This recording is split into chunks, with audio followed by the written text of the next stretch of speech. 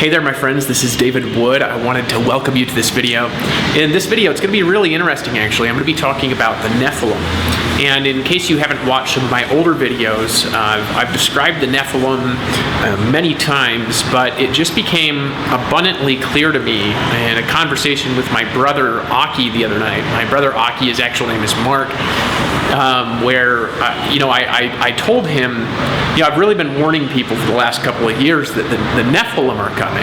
And he said, what is the Nephilim? And so in this conversation, I realized that despite my best efforts, I think that my message has got a little bit mixed up. So I'm not just going to be in this video talking about the Nephilim. What I'm going to be talking about is the psychic, physical, and spiritual evolution that humanity is going to go through over the next period of time. Now you say, how long is this time period going to be? When's this going to happen? Be specific.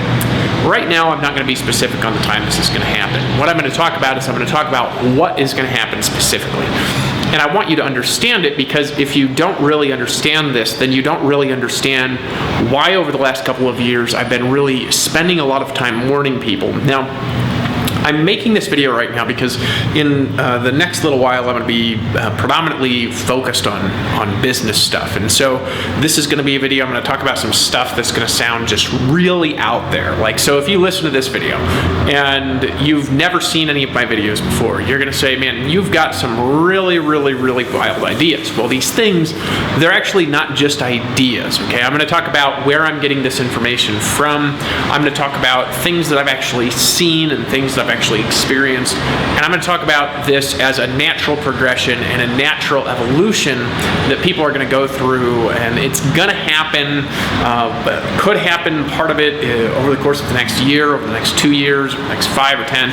I'm not going to be specific on that. What I'm going to say, though, is that the entire evolution that I'm going to describe and what I'm talking about here is going to happen over the next couple hundred years, okay? And I'll still be around and I'll still be alive for the entire thing. And a lot of you will be as well. So why are you going to still be alive? I'll explain that as we go through a little bit in this video. So first of all, let me explain what I'm talking about. What I'm actually talking about is that humanity is going through and about to go through a radical spiritual evolution. And this has been talked about by actually a lot of people. I've heard people talk about this in the alternative spirituality. I've heard them talking about how we're moving and we're evolving over a period of time to 5-dimensional crystalline beings. I've heard people talk about this who are into, for example, spirit science. And I've heard about all sorts of other things from different spiritualities. For example, Christianity is talking about the second coming of Christ. Judaism believes in, for example, the resurrection of the dead.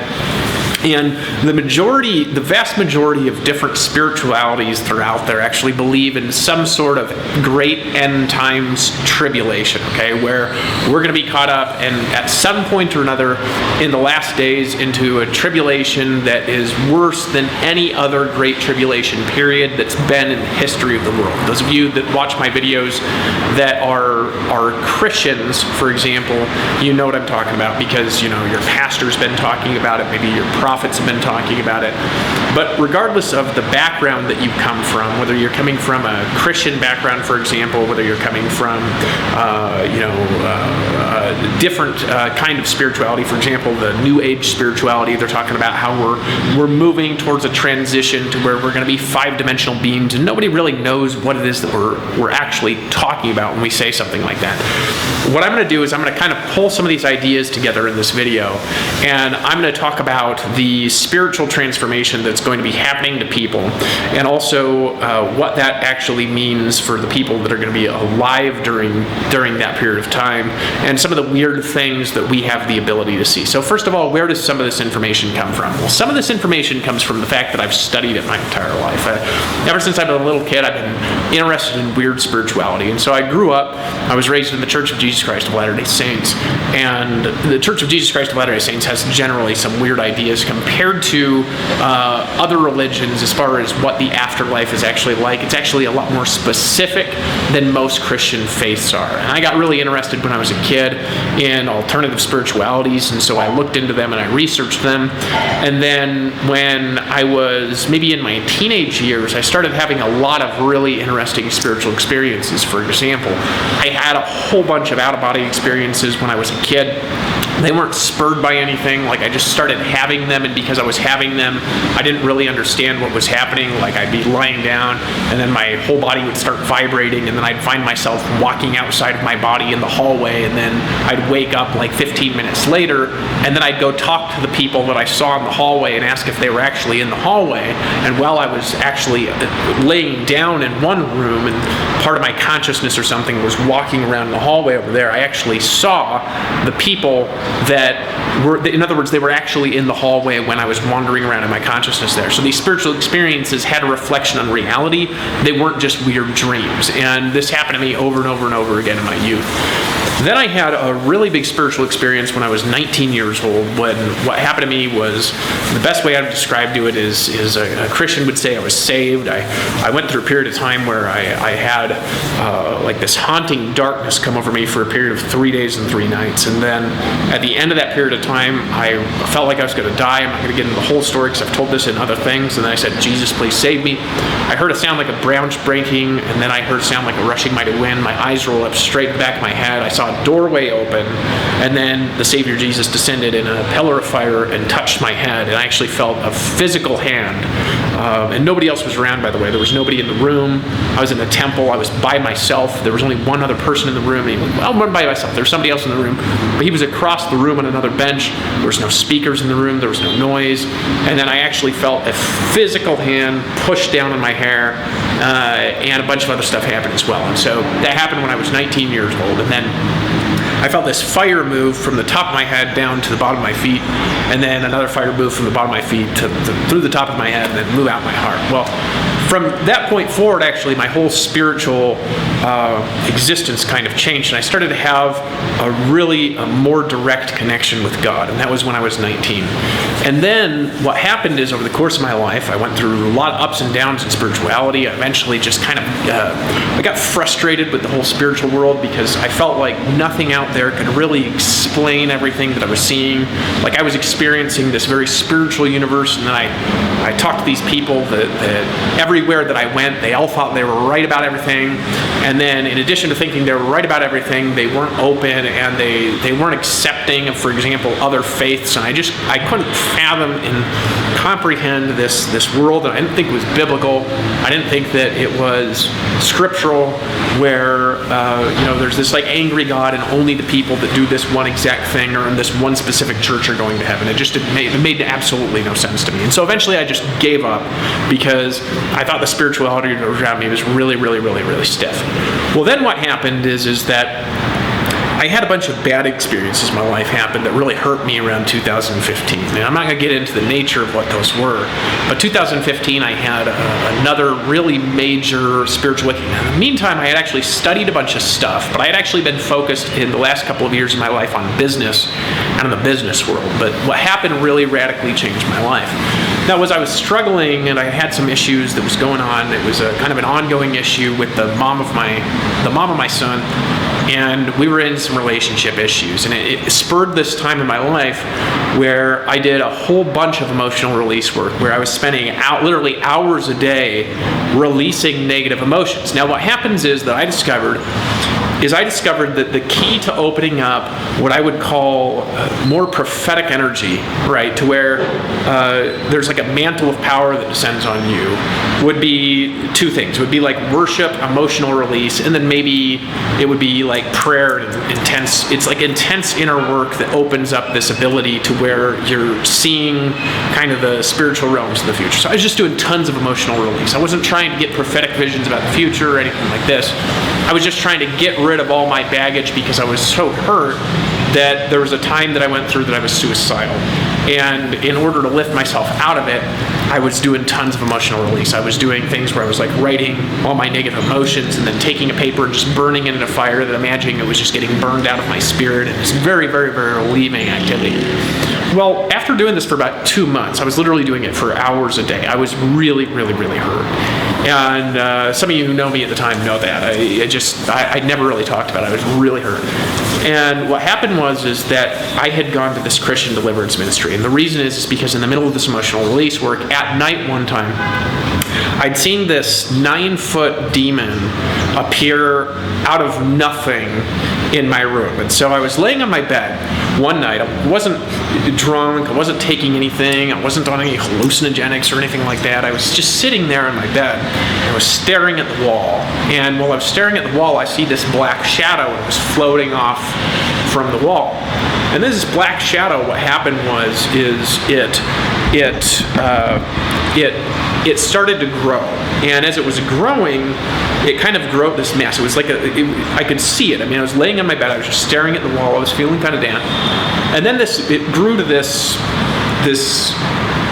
opaque, black ball that was like about the size of a basketball. Well, then what happened is all the shadows started sucking out of the room. Right? This is like something from a movie.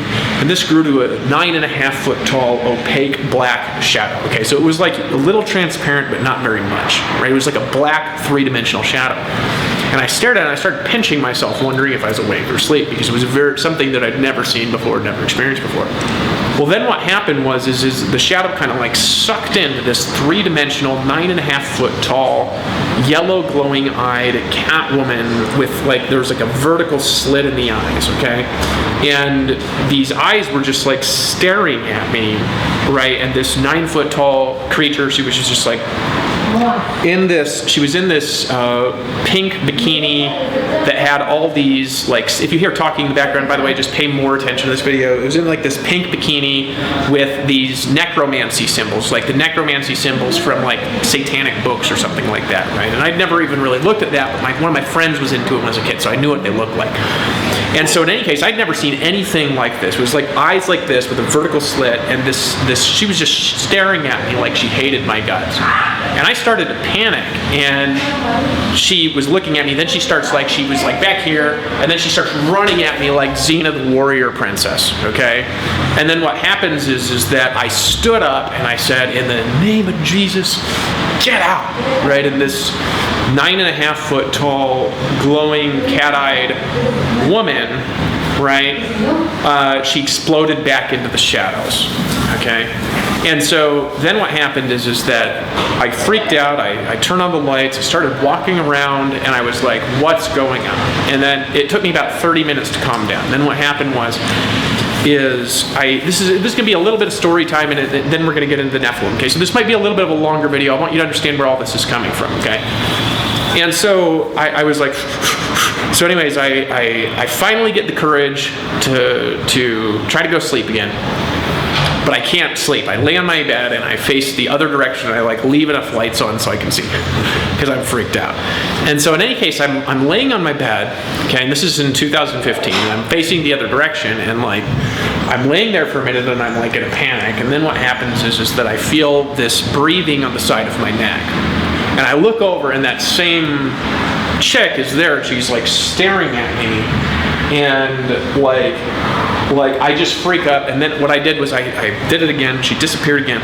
And then I remembered this story in the Old Testament where David, right? David is in the prophets. It's a better way to put it for the Jewish audience I have. In the prophets, where there's a story where David, he's having these demons attack him, and then he just has basically psalms played around all day and all night. And basically they hated it, so they left. So I put on this worship music, and then there's peace descended on my room, and then this creature left. But anyways, it freaked me out. So I go to this Christian deliverance ministry, and it's a group of people that was very experienced with doing deliverance in homes, and they gave me a set of instructions to follow. Anyways, 2 days later, it's on September 15th, and I told this to the CEO of my company. I told him this weird story. And I told a bunch of other people about it. It was something that happened. I told them back in 2015. And then I go to this deliverance ministry, and they gave me all these instructions: clean out the energy in my house, and then say this prayer. So anyways, on September 15th, what happens is I get on my knees and I say this prayer to put this canopy of protection around my house. I just asked God to basically put a canopy of protection around my house. It had angels protecting all the windows and doors and everything like this, that it would block out all the negative spiritual energy. It was a very specific prayer. Anyway, so what happens is, after I say that prayer, I sit down in my couch, and it's in the early afternoon, and I'm journaling. I'm journaling about, my spouse and my kid's mom. And I said something. I said, God, how long is she going to be tormented? Because when I described to them the phenomenon that was going on around us, they described to me that we were being tormented by demonic energy. And I said, God, how long is she going to be tormented? And I heard a voice that said, until the day that I open the heavens. And I said, what? And I look up, my field of vision darkened out, and I see my kid's mom sitting on the floor, and she's crying, and she's got mascara dripping down her face. And then there's a big demon head over the right. And it's red, it's got black eyes. And I look over, and she's getting attacked by 4 dark shadows, and she looks really scared. And then I look over to the right, and there's this giant red head with glowing black eyes. And I look in his eyes, and he projects the thought at me, and he says, we hate you. That's what he said, the demonic thing. And I went like this.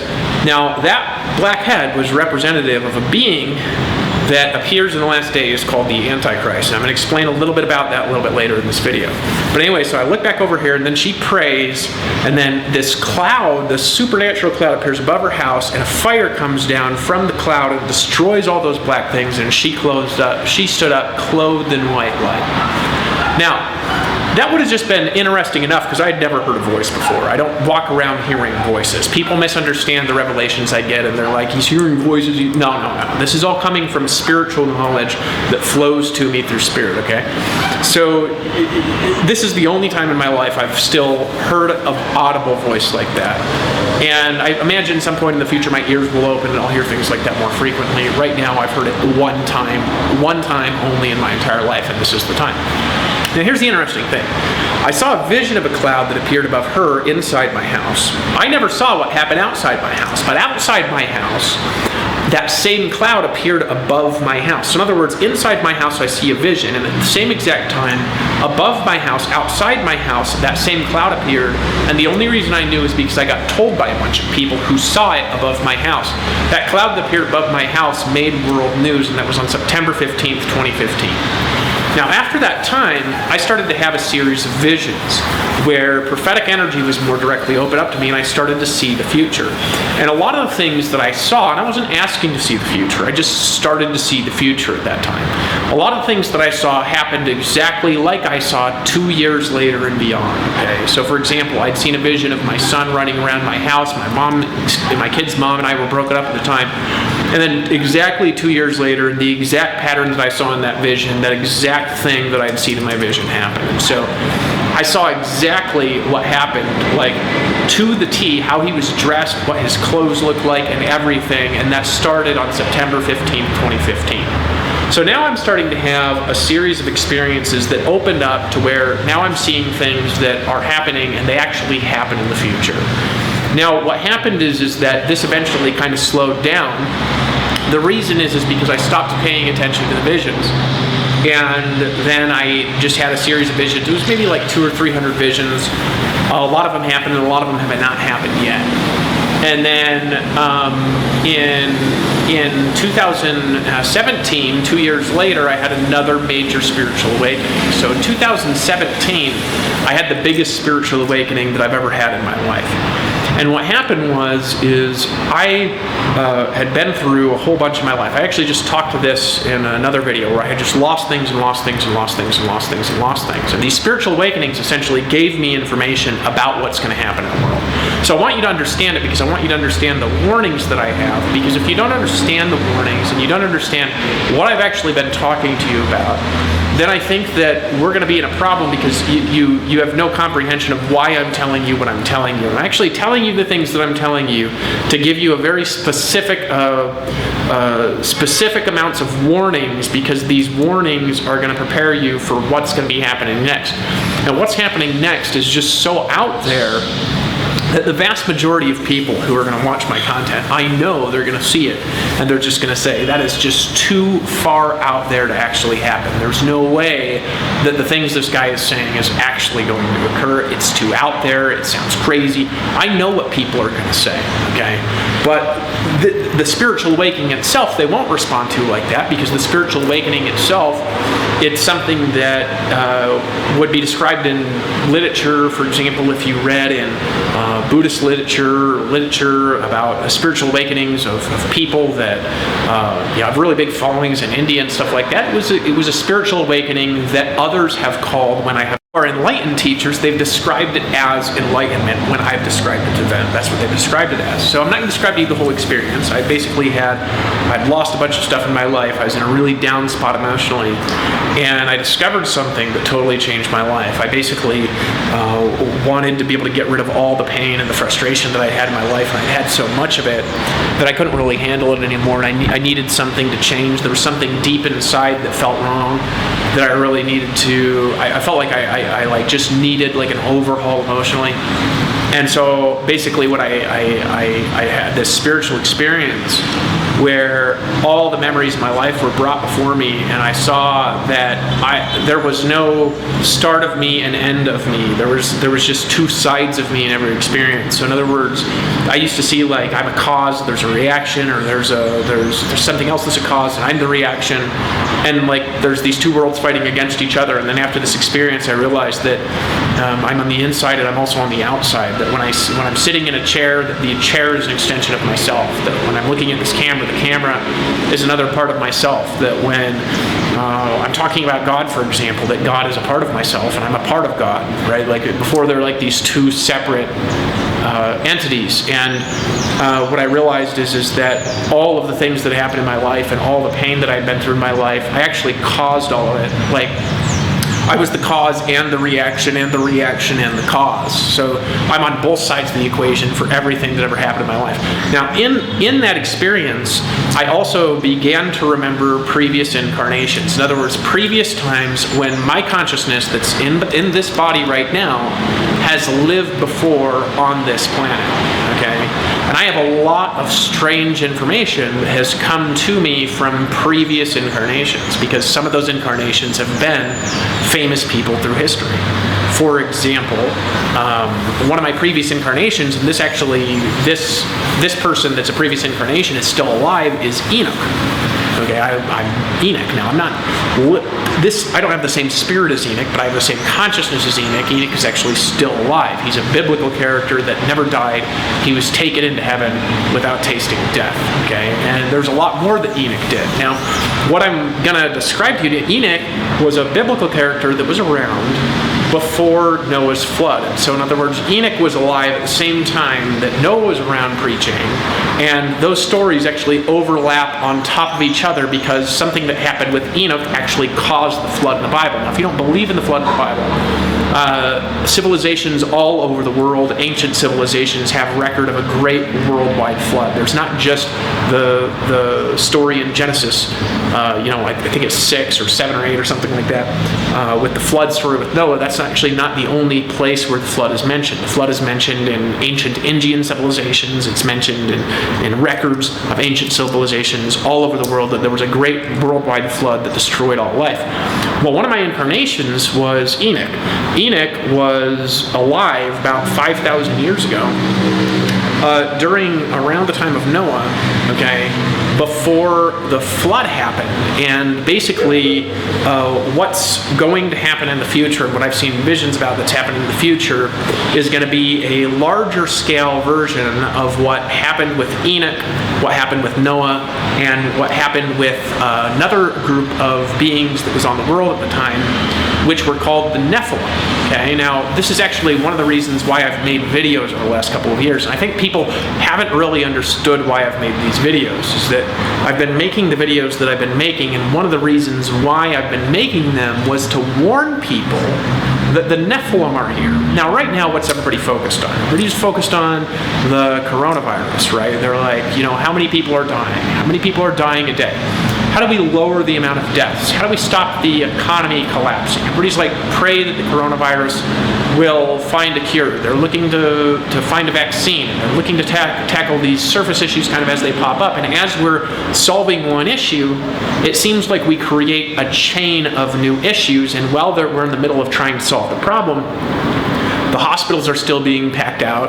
The disease is still growing exponentially, and a lot of more people could die. In fact, this could grow to a point, it's very possible if we don't somehow slow it down. And I think the governments of the world in a panic are doing the best job they can under very difficult circumstances. I'm not critical of what Donald Trump has done, actually. I think he's done a very good job. Now, here in Colombia, we're under total lockdown. We can't go anywhere except for to buy food and groceries, right? So, there's some situations going on here in Colombia that are really interesting, right? So I think they're doing a really good job, okay?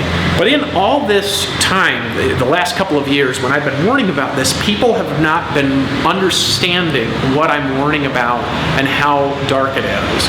And I think that the way that I explained it might not have come across in the right way. I think that people just might not have believed me. I think that more people are actually starting to believe me right now. I think that there's a whole bunch of people that still don't believe me and won't believe me until they get bitten by an angry Nephilim and start to turn like a zombie movie, okay? So regardless of where you fit in that spectrum, I want you to understand what I'm warning about, because if I don't help you understand what I'm warning about, you're not going to understand what I've wanted us to be able to do and why I've wanted us to be able to do it. Basically, let me explain it like this. If you take a look at the way the government is responding right now to the coronavirus and how last minute it is and how panicked it is and how we're completely unprepared for a world scale pandemic and how without even questioning anything, everybody's just waiting in their homes, like basically scared to go outside, and how people have just stopped talking to each other. And right at the same time, there's all these other things that are happening. Like we've just got a 5G law that got passed in, which a bunch of people they're saying 5G is causing the coronavirus outbreak, which is just ridiculous, okay? If you look at the way the world is responding to the coronavirus outbreak, I'm going to tell you something, and you just got to listen to me on this, okay? Regardless of whether you believe all the stuff that I'm saying, there's a lot of evidence for what I'm saying. I'm not saying the things that I'm saying in isolation. The world is totally and completely unprepared for any kind of real disaster, okay? Like I'm talking real disasters, like disasters that could kill 50 or 100 million people. Now, we look at the coronavirus, it's like how many people could actually die? This is a good example. A lot is the answer to that question. It could get 1 million people a day dying for a year straight, kill a couple 100 million people, if that thing keeps growing the way that it was growing.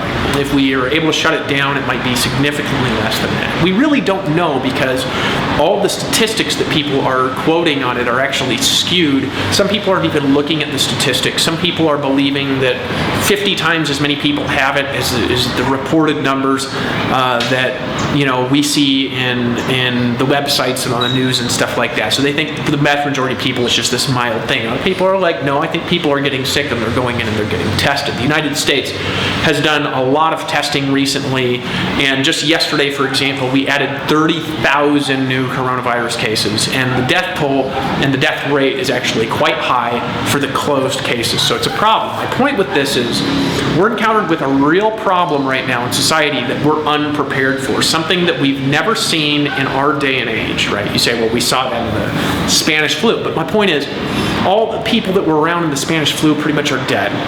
Okay, this is not that age anymore. So in our age today, we're encountered with a real problem, okay? And that real problem that we're encountered with, people are totally and completely unprepared for. It's like we've done zero to prepare for it over the course of our lives. We're just basically running in a panic, trying to stop the pandemic. That's basically what we're doing, okay? So what's going to happen next in our civilization? People have zero preparation for whatsoever.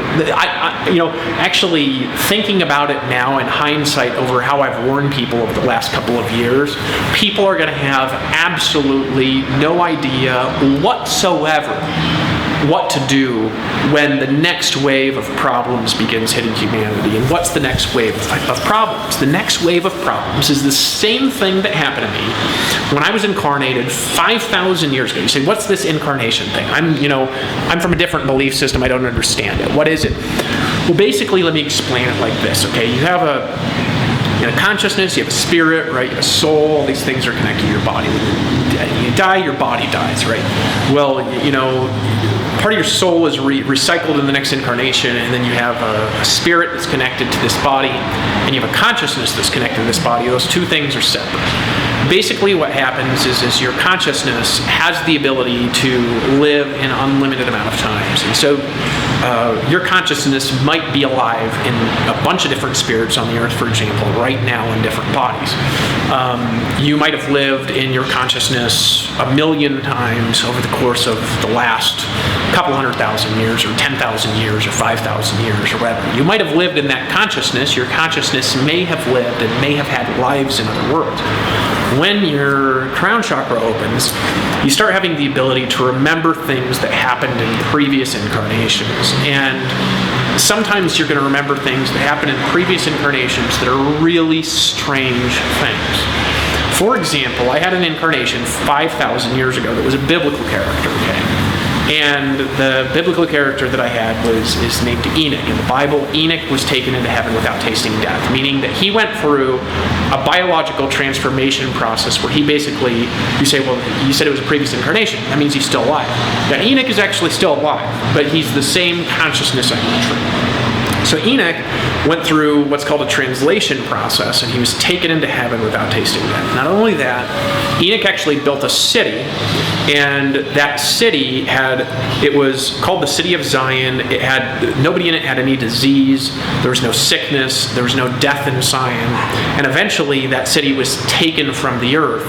When that city was taken from the earth, it left the atmosphere and punctured something that was around the earth at the time that was called the firmament. The firmament was a field of water that surrounded the earth that's talked about in the Talmud and a lot of Christians know about. Basically, before the flood, there was no rain. There used to be a different system of water on the earth where water would actually come out of the ground and would water the earth. The rain started, and therefore the rainbow started. When the city of Enoch left the earth, it punctured that firmament. That firmament collapsed, and the collapse of that firmament caused the flood.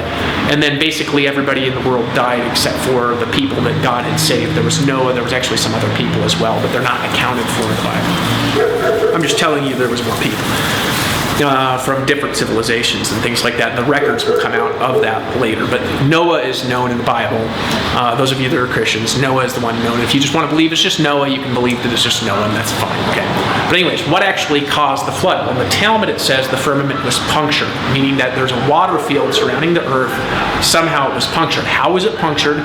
It was from a city that we built. I'd like to say that I built it, but I didn't really build the city. I was the core leader there. I was the king of that city in that incarnation. I was Enoch. And there was actually a whole bunch of other leaders and a whole bunch of other people who all worked together to build that city. It was called a bunch of things. We call it the City of Zion. We call it the City of God. It's been referred to in a lot of other ancient legends as, for example, Atlantis. But there's been many manifestations of Atlantis that have appeared over the years, and this is one of them. And so we built a city that basically was impervious to sickness, impervious to death. There was no death in it. There was no sickness in it. There was no disease in it. There was no poverty in it. It was what people would describe to today as a perfect human civilization. Now, why did we build that city is the question. Well, in that incarnation, what happened to me was before we built the city of Enoch, let me go back a few hundred years, because this is a few hundred years in development to build the thing that I built. I lived a long time in that, and then eventually it was translated. Then after I was translated, other people started to be translated. Then eventually our whole city was translated, and the whole thing was taken into heaven. And there was a lot of people that was living in the city of Enoch, because we were saving people from all of the outside destruction that was happening on the earth. And you say, why did God even destroy the earth in the first place? Or why did he destroy all the life in the earth? What actually happened that caused this? What happened was there was a curse that was on the earth of a certain kind of being that was only evil, and they were called the Nephilim. The Nephilim are described in Genesis 6 in the King James Version as giants. In those days, giants roamed the earth. But where did they actually come from? Well, there's multiple sources on where the Nephilim actually came from, and there's multiple different kinds of Nephilim. However, the ones that were the scariest and caused the most darkness, they came from one place, and that's actually in Genesis 4. In Genesis 4, what happened is Cain, killed his brother Abel. You don't remember there were two sons of Adam and Eve. You have Cain and you have Abel. Okay.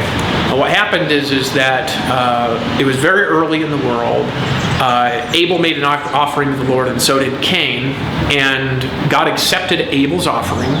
God didn't accept Cain's offering. And the Bible doesn't really explain why, but it's clear that Cain did something wrong, right? And so what happened was, and this seems like a bizarre story, but there's stories like this in the world today where people actually do things like this, okay? Is Cain rose up against his brother Abel and he slew him. In other words, he murdered his brother.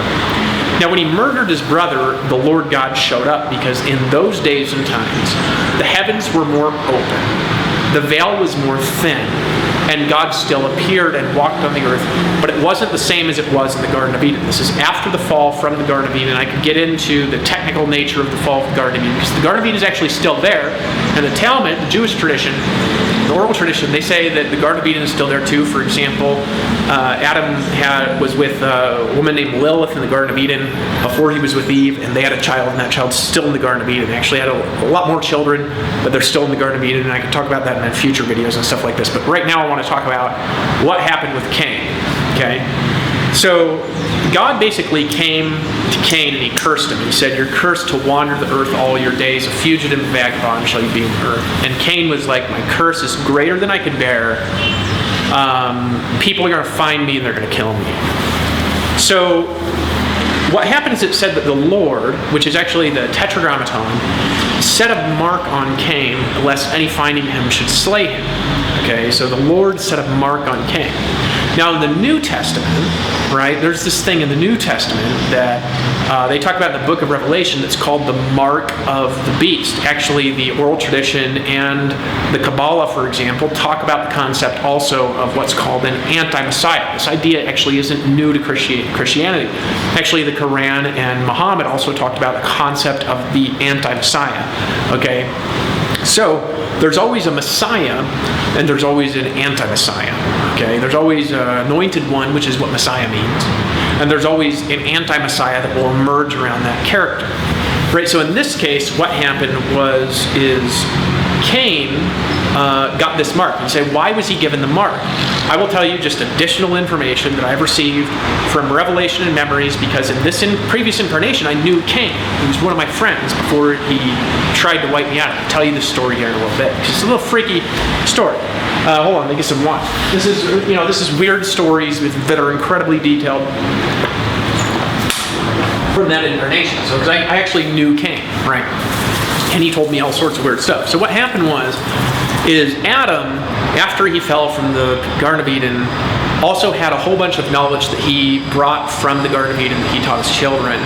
Prophecies about the future, the nature of the world, how things work. He was in the Garden of Eden for a very long time, and he knew a lot. Adam knew an incredible amount of information that can't be replicated today by anything. Right? Adam was in the Garden of Eden for a long time. He talked directly with God. He worked directly with angels. And he lived in a perfect world with no decay and no death for an unbelievable amount of time. Like 7.5 trillion years. It's way longer than anybody thinks.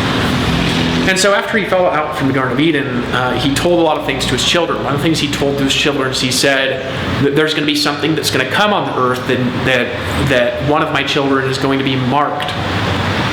And he's going to turn into this character called an anti-Messiah. He's going to be incredibly powerful, and he's going to live for a very long time. Okay? He's basically going to walk the earth for the rest of his days. As long as the earth's around, he's going to be walking the earth. And so what happened is Cain was afraid of dying. So to protect himself from death, he asked the Lord to give him this mark. This is actually what happened and why he got marked. It said, you can actually hear it in Genesis where he's crying out and he's saying that what I'm saying to you is not in Genesis. So you can just believe the Genesis story, this is fine. But what actually happened is he's crying out. And he says, I'm trying to see if I can get more light. Hold on a second here. Let me turn this on. There we go. So he's crying out, and you know, he says, "Please, people are going to kill me," right?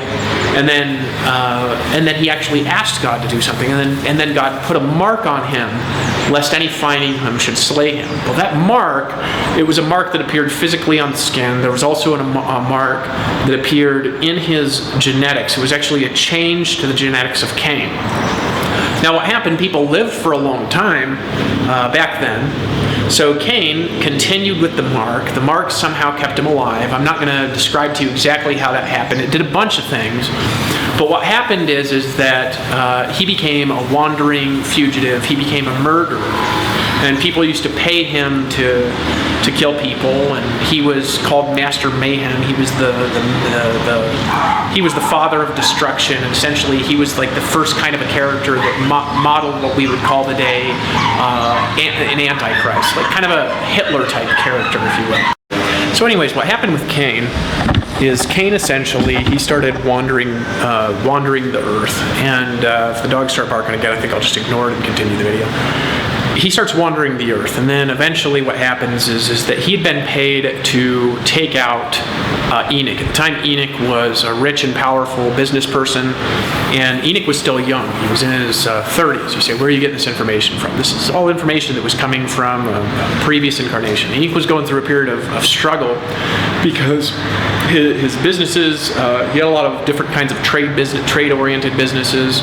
Technology was actually getting very advanced back then, but it was just starting to form. And there's a lot of people that have theorized that we've gone through periods of exponential expansion in technology. We did, and this happened before the flood. There was a lot of advanced technology pre-flood. And so, I got it, just...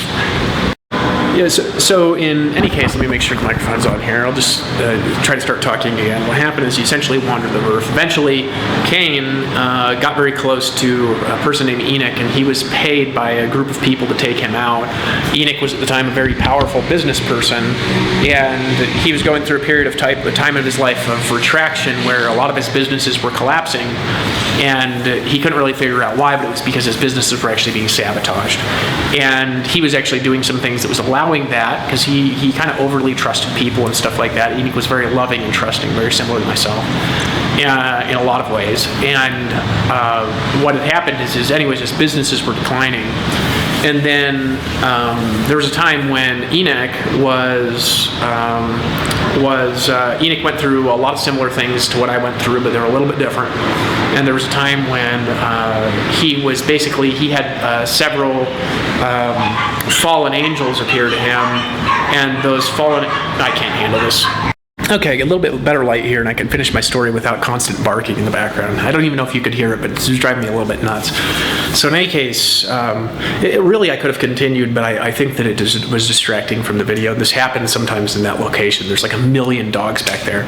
And like I said, I'm staying in hostel right now. So what happened is Enoch, basically was being, set up. He had some business people that didn't like him in business, essentially, who had paid to have him taken out, who were evil. And this brought Cain into the picture, because Cain at the time, he essentially was a vagabond, and he killed people for work. And so essentially what happened is, around this time, there's a bunch of stuff that happened. I'm not going to repeat this whole story because it just gets kind of wild. But around the time when his business was being sabotaged and declining, he didn't know why. It was because he had people on the inside that were hired, namely Cain, who was several hundred years older than him, who was in the picture and purposefully sabotaging everything that he was doing.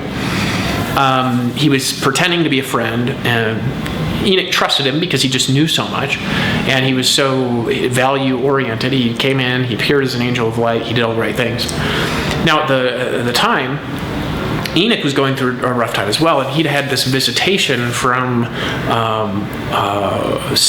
a group of fallen angels. He didn't know they were fallen angels. He just thought they were angels that were appearing to him, but some angels had essentially fallen out of heaven, and they appeared to Enoch, and they taught Enoch, basically they taught him the ways of magical plants. This appears actually in the book of Enoch that says the fallen angels appeared to man and taught taught them sorceries and incantations, but it also says they taught them the cutting of roots and barks. And so the roots and barks on trees basically are the strongest sources of hallucinogenics, and they do a lot more, the hallucinogenics do, than just alter the neurochemistry. They do a whole bunch that will be proven later that also dramatically alter the biology and allow you to do different things. But basically they taught him the cutting of roots and barks, and they taught him that there's a particular tree and a particular kind of bark, and then some seeds that go with that, that combined together will form something unique in Enoch's biology, because Enoch was a different character. He had a different gift. He had a different kind of authority key that he'd been given earlier in his life. And so those plants in particular would have a different effect on Enoch than they did on a normal, average, or ordinary person. So anyways, Enoch went in the wilderness, and he found these plants that the angels had taught him about, and he took them. And essentially it caused a mutation in his genetics, is the best way to put it. And it made Enoch immortal. Okay, you can't be translated like Enoch was and taken into heaven before you're immortal. This makes no sense. There's immortality. There's eternal life. There's somebody that will be changed to live forever, and then there's somebody that will be translated, and those are two separate processes.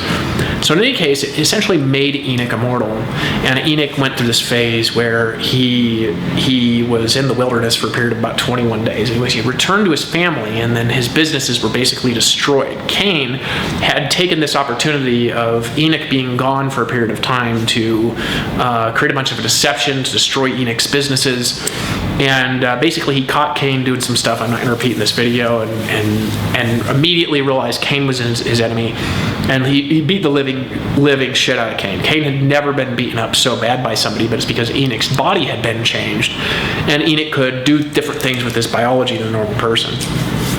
So anyways, what happened is that Cain left, but he still had been paid to kill Enoch. So later, he actually captured Enoch, and I'm skipping over a bunch of the story, and then tortured Enoch, stole some of the supplies that he'd brought back from the forest, and something had transferred to Cain from Enoch that also made Cain immortal. Okay, so Cain at this point and Enoch were both immortal. So what happened is that Cain tried to murder Enoch, and Enoch's biology just regenerated. It was the most bizarre thing he'd ever encountered, and it was brutal. Like I've talked about in my videos how I went through attempted murder. It was a lot more brutal than what happened to me in this incarnation. There was some positive that's happened to me when I was in my incarnation as Enoch. For example, in my incarnation of Enoch, not everybody left me and ditched me when I went through my spiritual awakening. Right? A bunch of people did, but for example, the women that were around me did not. So I still had my wives. There was multiple wives and stuff I had at the time.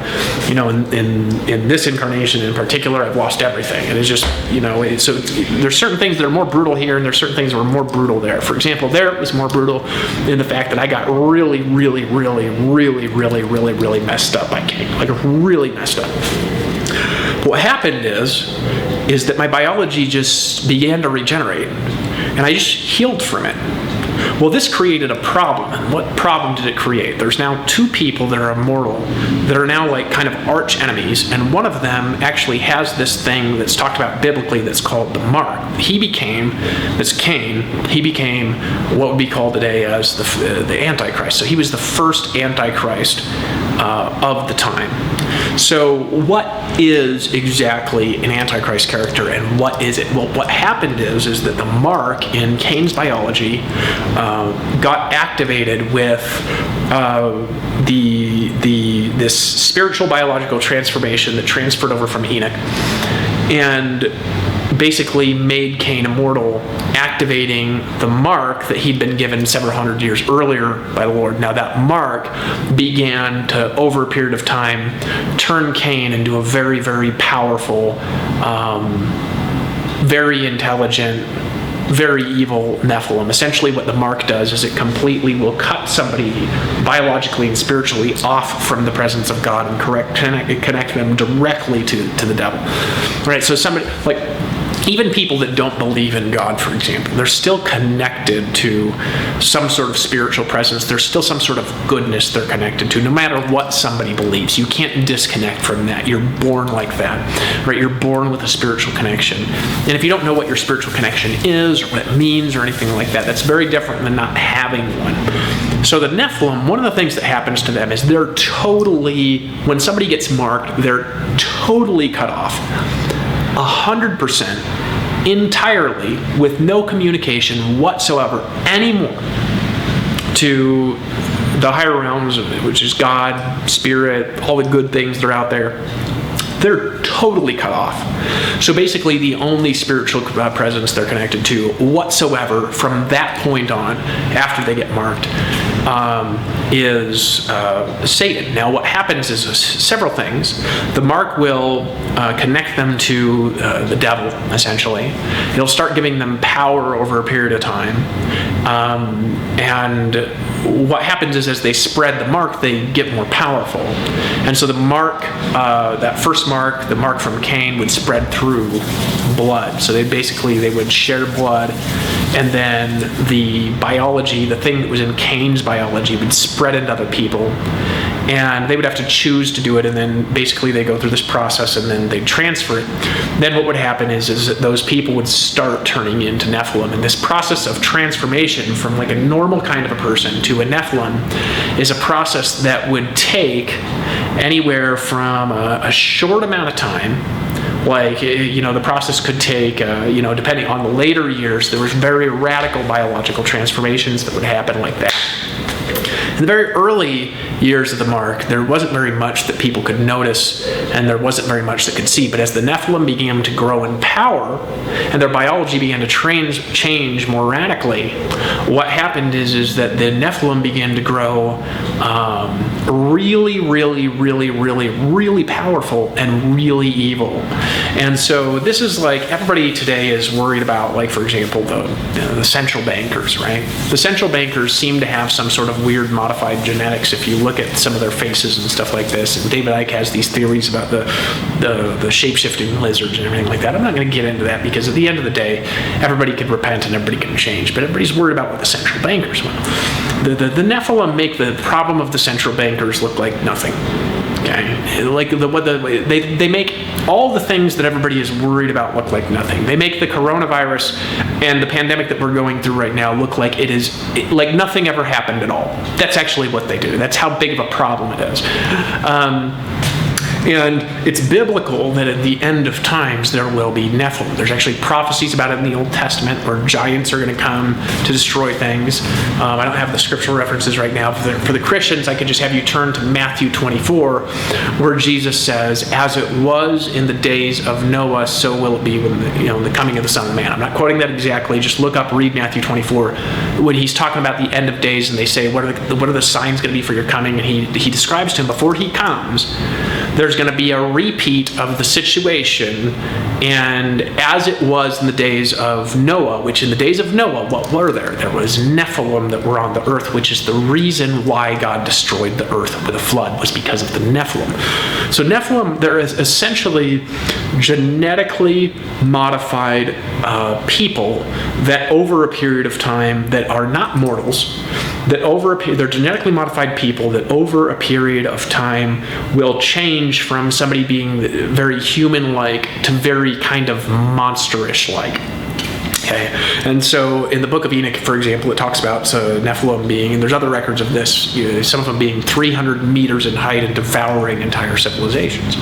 You say, what the heck? Well, what will happen? So let me describe this to you, and describe to you the actual problem that's coming in the future, right? So the problem that we're actually going to face in the future, if you look at, like, for example, all the things that are going on with the government right now, okay, we've got, for example, the mass printing of money, for example, is a problem that we got, that everybody would agree is real. Because a lot of people, I know they're going to look at the warnings that I've had over the last few years, and they're going to be like, stop talking about this bullshit.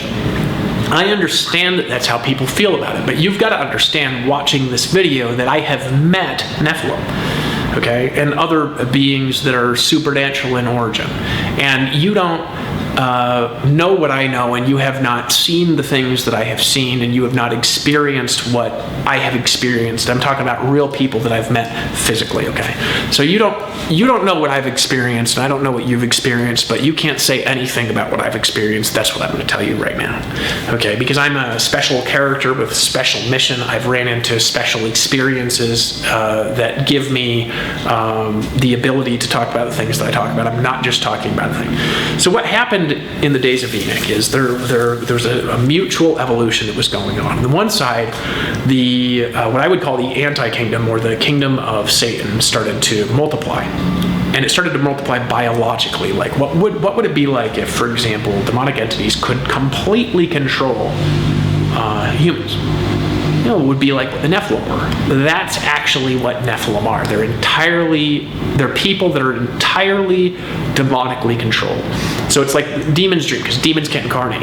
So they can't take flesh, right? They're banned. And so they could actually get in and operate people's bodies in the control of entire control over somebody's body. Now, what happens at the same time as that is there's another sort of biological spiritual evolution that goes on, and this happened for Enoch and the people around Enoch, where people over a period of time started to transform in the nature of their biology, and their biology began to be they started to be able to do things that you like. Today, for a modern human, it would just be impossible for any of the things that I would talk about that happened in the city of Enoch to happen in our civilization, because people are so bound today by belief constraints. You know, they don't believe that anything miraculous or out of the normal is possible. And then when they do experience something, that a lot of times they start denying it immediately. Well, we started to experience on the side of Enoch, after a period of time, very similar phenomenon to what you would have seen, for example, when the Buddha went through enlightenment and the Buddha started developing strange abilities. For example, there was a time when Buddha was going to do his first sermon, and the ferry guy wouldn't take him over the river. That he told him it was amount of money that Buddha didn't have, so Buddha just walked through the air and appeared on the other side of the river. Right, so there was a period of time after the Buddha was enlightened where Buddha started to develop special abilities. And what happened with Enoch, so there was a time when Enoch also started to develop special abilities. So around Enoch and around Buddha, the Buddha's disciples also started to develop special abilities. The difference between Enoch and Buddha is Enoch lived a lot longer, and Enoch also used the medicinal plants, the cutting of roots and trees that he learned from the angels. And then he developed all the similar kinds of disciplines that, he learned from God and things like this. Okay, so he had disciplines, and he also was using the spiritual plants, which give an acceleration to the ability to manipulate consciousness. And so Enoch started to develop abilities, but Enoch was also immortal. So Enoch started to develop abilities that, for example, wouldn't have been possible for Buddha, because Buddha was not immortal. The Buddha grew old and died, okay? And over a period of several hundred years, Enoch became so powerful, for example, that he could just if he wanted to, he could just walk at a river, say a word, and the river would just open and he would walk through. I mean, very similar to things that you would read about in the Bible. He had complete control over the animal kingdom with his mind. He could do things that were beyond just simple levitation. Like if you look at the Buddhists and stuff like this, there's videos of Buddhists on the internet who are doing levitation. Enoch could levitate mountains and take objects and pull them apart molecularly and put them back together in different molecular configuration. He had in the later ages of his life, he had a complete mastery over external physical reality that it would be more akin to if you watched, if you've ever seen that movie, I think it's called, I can't remember what it's called. It's got Dr. Manhattan in it. It's that blue superhero, and he could pull machines together and put them together with his mind and stuff like that. Enoch could do stuff like that. Enoch developed over a period of several hundred years. He went through several biological mutations where his body kept changing. And as he got closer to God and things like this, and he developed a connection with God. So obviously if he was doing a miracle with God's power, the miracle could be even bigger.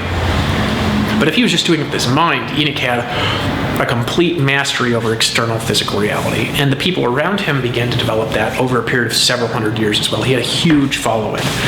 So what happened is that in order to keep alive and keep pure, he had to build a civilization that was segmented from the outside world, because the outside world kept falling into greater and greater levels of chaos led by the Nephilim. So you say, well, tell me about what actually happened with the Nephilim.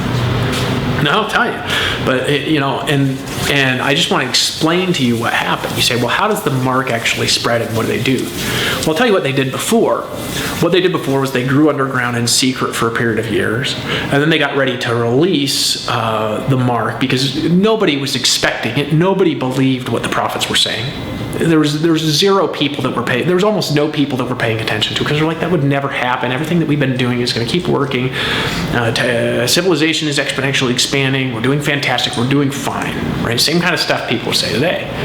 Well, what happened is that there was this underground civilization of these marked people that started to gain unbelievable power, and were meeting in secret groups, in secret societies, and secret societies are prophesied that they're going to be really prevalent at the end of the world too. For example, in the Book of Mormon, those of you that are Mormons, and those of you who are not, this is in the Bible too. Okay, there's prophecies about a great secret combination that will happen at the end of the world, right? That'll fill the whole earth. This prophecy is actually in the Book of Ether. Okay, so it's basically they meet in underground or just private locations, meeting in secret with secret handshakes, doing and they've got blood oaths and human sacrifices and this kind of thing. This is like a secret society, something that David Icke would warn you about, or Alex Jones would warn you about. But the thing that a lot of times they don't know, David Icke I think is a little bit aware of it. I'm not sure if Alex Jones is aware of it. A lot of these people start to develop real demonic powers. They're Satanists. So these underground satanic societies, and that's where the mark would spread, and so that would get root in these underground secret societies that were essentially built by Satanists. And then what happened is that you say, how would they get others to receive this mark? Well, first it would go through a series of phases. It would go through a series of evolution. They would wait till they evolved with it enough and to where they make sure that it did what it did, which would totally take over essentially somebody's mind. And then what they would do is they would force it on people. You say, how would they do that? Well, they would scare people into it. So what they did when they did the first session released is they did a decentralized release of the mark. And they grew underground, and then all over the world, all at once, they essentially pulled people into the secret groups, and they told people that if they didn't get marked, that they would basically just torture them alive until they did. That's basically what they did. And so they basically went into, it was like hundreds of locations at once at the time, right? In groups of 10, 20. Now the mark, the thing about it is it spreads like a disease, right? So right now we have the spreading, for example, of the coronavirus. The actual mark doesn't spread through the air, it doesn't spread through breathing. So that's actually not what's going to happen. But then what they did was they waited until the infrastructure of the world they waited till the world was sufficiently weakened and brought to its knees a little bit, and people were already in a little bit of a panic, and then they released it. So what they did then was they pulled people into these, we've been warning people for a long time about this, me and a bunch of other prophets had, and they went and they basically pulled people into these, I'm talking about in the incarnation of Enoch, which again is still alive. They pulled people in these private groups, okay? The little secret meetings and all sorts of stuff that just popped up, but they were everywhere at once. It wasn't just one location, because if it was one location, there was enough powerful world leaders at the time that we could have surrounded them maybe at all sides and just like found a way to crush them out. It would have been really difficult because they were extremely powerful. But before they released the mark, they had actually gone through several periods of development in the powers and abilities of that group. So for example, they had developed the capacity to do very quick biological regeneration of body tissue. So for example, if one of them got injured, their biology would regenerate extremely quickly, okay? And this is what they did. They pulled people into several hundred locations at once. all over the place, right? And then they pulled people in groups. So you take several hundred locations at once, each with several Nephilim leaders that were all very powerful, okay, or more, with maybe 10 or 15 other people at once. And then all of a sudden we went from having a small core, very powerful group of Nephilim that was growing underground that we knew about prophetically, but we couldn't really track them, and we couldn't really hunt them down. They were like impossible to capture, and they were impossible to kill. Okay, and so there was a real. We hadn't developed technology against them yet. So what had happened is that they pulled all these people into these private locations, and they basically told them, "We're going to give you this mark, and then if you don't get it, they told people they're going to hack them to pieces in front of everyone."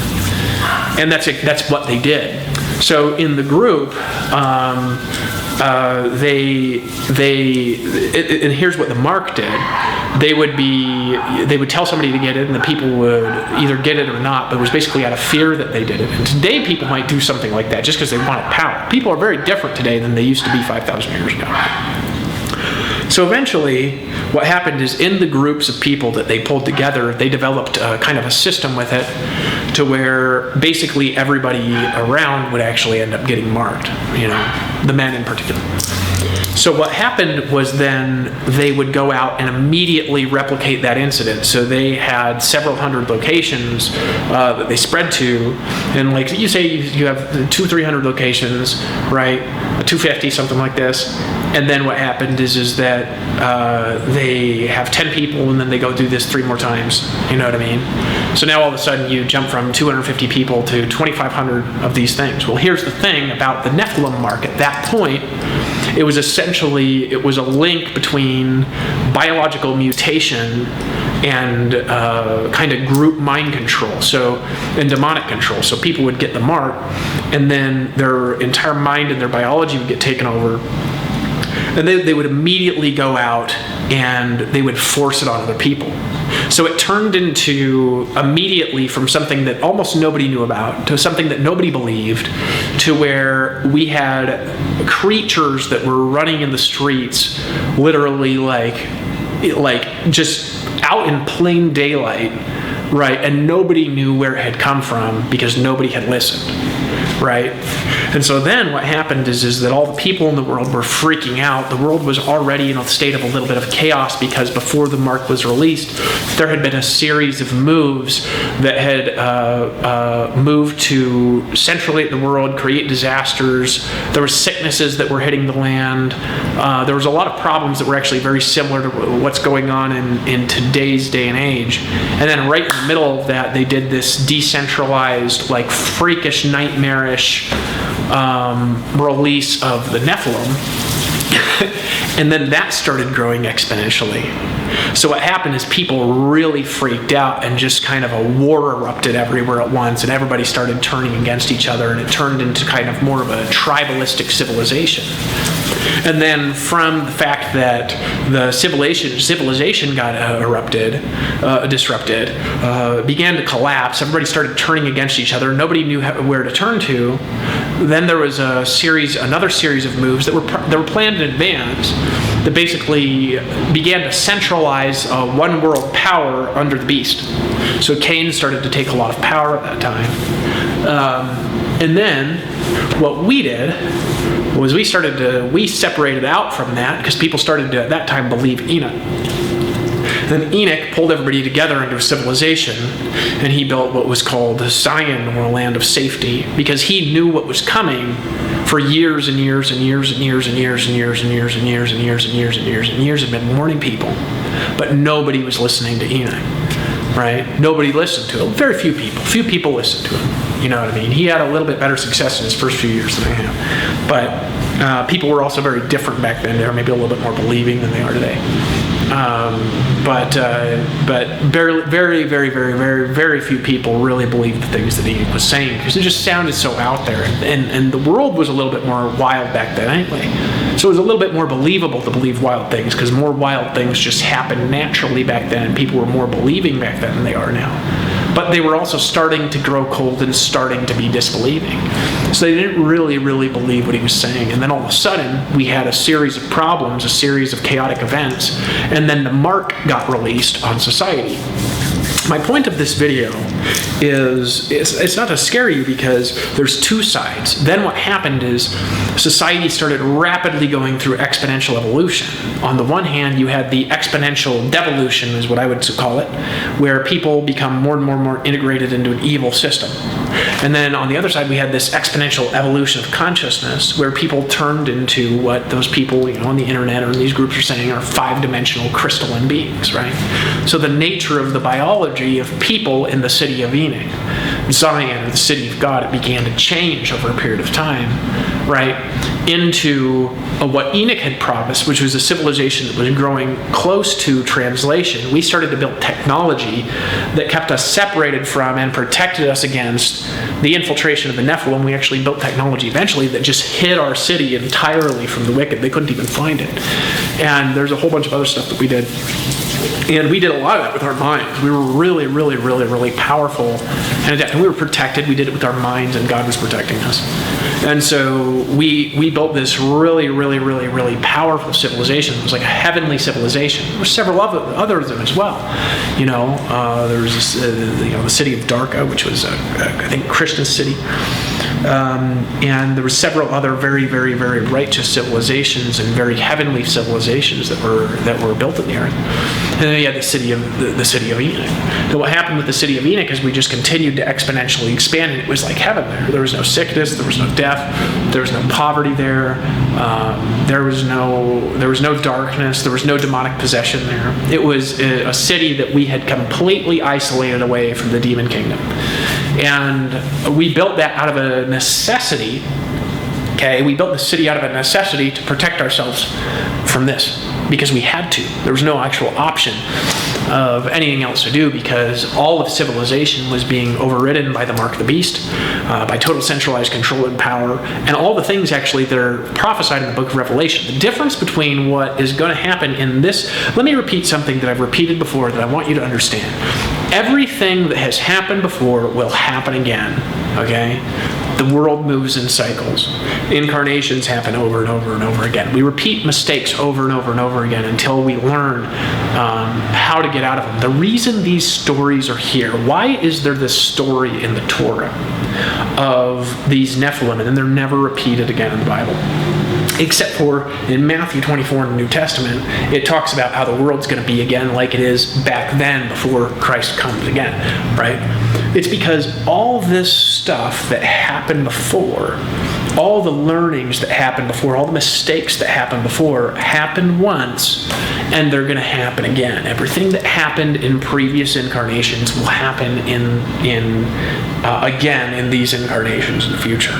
So there's nothing that's happened before that won't happen again. Okay, this is what I want you to understand is that what happened before will happen again. So I've been warning people about this for years, and I don't think that maybe my message has come across right, and I don't think people have really understand what I'm warning about. What I'm warning about, I could just put it actually really simply, okay? The mark of the beast, the Nephilim are here, okay? And there's going to be a time in the future that soon when the Nephilim and the mark of the beast is going to be released on humanity. And at that point, humanity is a very... Do I think this is going to happen right now? I don't think necessarily this is going to happen right now. It'll probably happen sometime over the next 10 years. It could happen actually in 2020. Because the world is weakened enough right now to where if you introduce some sort of foreign problem on top of our current levels of issues, right, we have no defense whatsoever at all in our society. You think we don't have defense for the coronavirus, so government's just freaking out. There's nothing that we have done or built whatsoever in our modern society that at all will protect us against the release of the Nephilim and the mark of the beast. People are not ready for it because they don't believe that it's possible. I see these people and they're accusing Bill Gates of making nanobot under-skin tattoo mark that's going to be tracked by the 5G networks. And it really is an overshoot of current nanobot technology. But essentially what happened before is they did do that before. They integrated their biology with machinery. in addition to the other things where they were being genetically modified, and their biology became integrated with machinery as well, and nanotype technology as well, so they could track and centrally control everything. They actually did this before, and that whole civilization and all the evidence for that is pretty much destroyed. It was destroyed by the world flood, but it happened before. Okay, this actually happened once. It's not this. What we're going to experience is not actually totally new.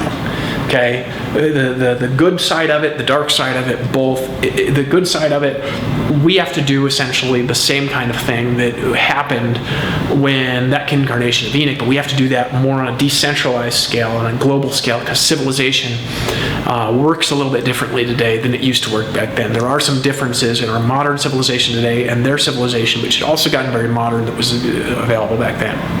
My point with this, though, is that there is no preparation, no planning that I'm aware of whatsoever, okay, on a societal level scale for the emergence of the real mark and the real problem, which is a Nephilim war, and that's what's coming. What's coming in the future is a war between humans and anti-humans. Much like a war in your cells between, diseases or your biology and anti-biology, which I would call virus. I wouldn't call it biology. I would call virus anti-biology because it's something that is in a foreign thing that attacks inward into the biology. You have the biology, then you have something that's not the biology that attacks something different. I actually don't think viruses should be looked at as biology. I think there's something different. I think that maybe they integrate with the biology, but they're actually enemy invaders, and then you've got the internal structures of the human biology. The two are two totally different things. So we're not prepared for a release of a microorganism that nobody can even see, that has the potential to come and take out a couple of 100 million people. Why do you think people are going to be prepared for an actual world disaster? You say, well, this is a pretty big world disaster. This disaster that you see right now is not even a fraction of a fraction of a fraction of the disaster that will be inflicted on society when the mark and the Nephilim curse is released on society. You say, Dave, how do you know that's going to happen? Well, number one, because it happened before. I was there. I was there. And, I've had a lot of criticisms for some of these things I say. People criticize me to my face, behind my back, and stuff like that. Say, I don't believe that. It's like, whatever. Look, you got to understand something, that there's a lot of people in history that could remember, a lot of people in history that had the ability to remember detail of incarnations like I can, like this. And I'm not even talking about majority of my incarnations, which are just like normal people and stuff like that. I've been talking about some of the weirder ones. One of my incarnations, I died in jail. For defending my wife against something. And so that was actually in England that one happened. So there's a bunch of more normal ones too, and there's a bunch of ones where I was just kind of like I was a saintly type character. And then there was a bunch where I was a cult leader type character. And then there was a time when I was political leaders and stuff like this. And then there's times I've been normal people. Okay, I'm talking about a weird one, which is Enoch, because Enoch was probably one of my favorite incarnations. So I like to talk about Enoch a lot because I had an affinity with Enoch my entire life. And when I started to remember all the information about the incarnations that I had as Enoch, then it started to put a lot of pieces of the puzzle together about who I am and what I have to do in this life, right? So this detail that I'm giving you, what I'm describing to you is that the real problems that we're going to face in the future are problems that are not even human anymore, right? How are we going to deal with in our modern society when we get really attacked? The good thing about this kind of attack that's coming in the future, the good thing about it is it'll force humanity to unify. Those of you that are Christians who have just disbelieved me and stuff, even if you disbelieve my explanation of things, there still is going to be, biblically, there will be, at the end of the world, there will be Nephilim. Okay? It appears in multiple places in the Bible, Old and New Testaments, particularly Matthew 24, and you're going to be here when it happens. Okay, a lot of you are expecting to get taken away in a cloud right before everything gets hard. Okay, and that is not very biblical, I'll tell you that. So the Bible is not my only source of knowing things. Okay, I know my own information, but you have to come to that conclusion yourself. For you, we can just agree on the Bible for now. Okay, you take a lot of the stuff that I say and say, okay, whatever. What happened before is going to happen again, and we are in that age right now, and we are entering into what I would call the age of the singularity, where we're going to have multiple emergences of different kinds of consciousness that are going to happen on the earth. We're going to have the biological manifestation. Priscilla, my kid's mom, has seen visions of the Nephilim. She's seen dreams of it. She's very prophetic like I am. And, she's seen a dream, for example, where, she was in a city and there's like all these people and they're looking at her like all creepy, and then what happens is that they all like drop down on all fours, but their knees bend backwards, like they look like spiders, and then they're like running at her, you know what I mean? There's a lot of people that have had dreams of what's coming. And I've been trying to warn the governments about it. I tried to warn the Mormon apostles and prophets about it. I've tried to warn people that I know about it, and people still, they haven't really understood what I'm warning them about. I'm warning you, I want to be really clear about this, okay? When I'm warning you about something, I'm warning you about the Nephilim, okay? It's the most dangerous problem that will ever erupt in society, and it makes the coronavirus look like patty cakes. What Nephilim are is they are biological walking disease factories. When we built the city of Enoch, I'll just call it the city of Enoch for now, because I think the Atlantis thing just makes it sound too out there, right? But we built the city of Enoch, and we built a totally isolated environment from the outside world. The reason we did that is we had to block it off because the whole world was getting infected and sick with this Nephilim sickness. Okay, like it says at the time when God said the flood, He said destroy the whole waters of the earth with the flood. God said that I'm going to destroy all the waters of the earth. I'm going to destroy the whole earth with the flood because the hearts of man is just wicked all day and night, or whatever it is. You could read it yourself, right? Basically, the hearts and desires of man just turned totally wicked. The reason is because the mark was perpetrated through society, and people were turning into marked Nephilim. And what happened is that as a civilization, the good majority of civilization got their ability to buy and sell totally cut off unless they got the mark. So in other words, unless they got this mark, which could be tracked through a centralized control system, there was no ability that they had to transfer money, to buy anything, to sell anything, so they couldn't eat. So what they'd do is they'd starve people out to make them get the mark. They'd attack them, torture them, use threats, right? And so we had to build a civilization that was immune and totally isolated from that. What they'd also use is they would use diseases. So their biology was basically, it was like, the best way to describe it is they're like the living dead. So they would use, their biology would generate their own sicknesses. So they would walk around and just suck the life out of everything that they touched. So for example, the really advanced Nephilim that came later, they generated radiation. They generated their own kind of energy. That energy made other things that weren't Nephilim sick. They required huge amounts of food and huge amounts of minerals. They would eat people. They were carnivores. And they required particularly the drinking of blood. And they would do things like, for example, take a tree, the big ones, they were huge. Some of these things were huge. We're talking 300 meters tall, some of the bigger ones. They would take trees and forests and just rip them out of the ground and eat them like vegetables. And later, they would just like walk somewhere and start sucking the minerals out of everything around them into their biology, because they started requiring exponentially increasing amount of minerals and food and sustenance. And they just basically destroyed everything that was around them to feed it into themselves, because they became a living combination of essentially like they were biological living machines that just ripped life out of everything, right? They were really, really, really, really, really nasty. And so what we did was we built our own civilization.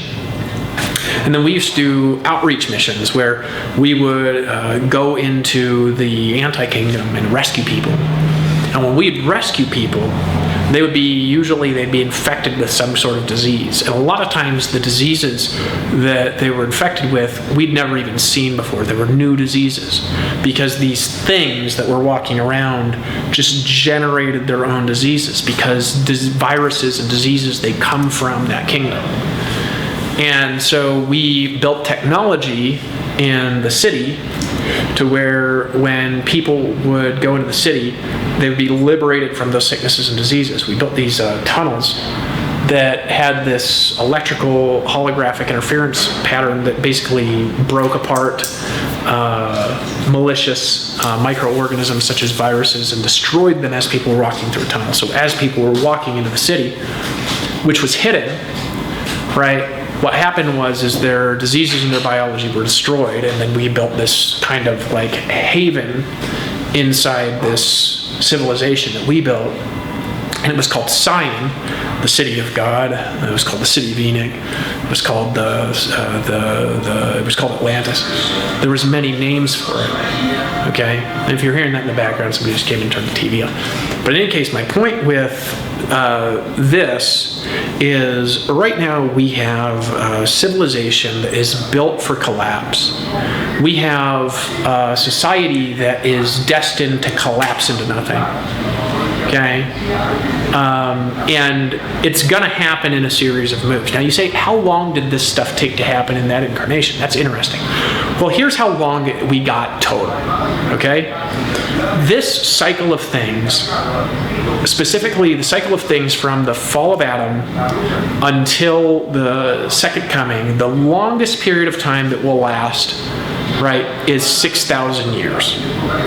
This cycle has 6,000 years of continuance or temporal existence, okay? That's how long it will be. The maximum amount of time that it's going to be for the worst hell that anybody's imagined to erupt out on the face of the earth, the maximum amount of time that it will be, okay, is between the period of time now, which I believe we're in year 5800 from the fall of Adam, okay? So however many years that is left until we reach the 6,000 mark. Around the time the 6,000 mark hits, we will be entering into the millennium, and the millennium is the 1,000-year messianic reign of Christ, okay? So between that time and now, there's a lot that could happen, and it could happen at different phases. I'm telling you that in that period of time, over the course of the next couple hundred years, there's going to be a release of the Nephilim mark. There's going to be a technological, biological singularity that's going to emerge. We're going to have to build a kingdom civilization that's separate from the external civilization to protect ourselves against the Nephilim. There's going to be the release of the Nephilim. There's going to be the release of the mark in that period of time. We just went through a massive centralization in our technology control grid with the 5G network. Now, I'm not a big conspiracy theorist of the 5G control, but we just went through a massive centralization in technology. So we're going through centralization after centralization after centralization of government technology that's leading us to a point where all that needs to be inserted into it is an evil overlay. And if you don't agree with my explanation of it, you probably agree that all that it's going to take is the right person with the right amount of power to step into this pre-existing system and put a clamp of control on everyone in the world. We're living in dangerous times. And this is what I want you to understand, is that we're in a time in civilization where we got to make some radical changes to the way that we think and to the way that we do things. And if we don't make radical changes, we're doomed to destruction. Let me go over here a little bit. I'm just walking around. And so here, I'll do this in here. I've got here we go. That's the kitchen. Right. So I'll go here because this is better light on my face.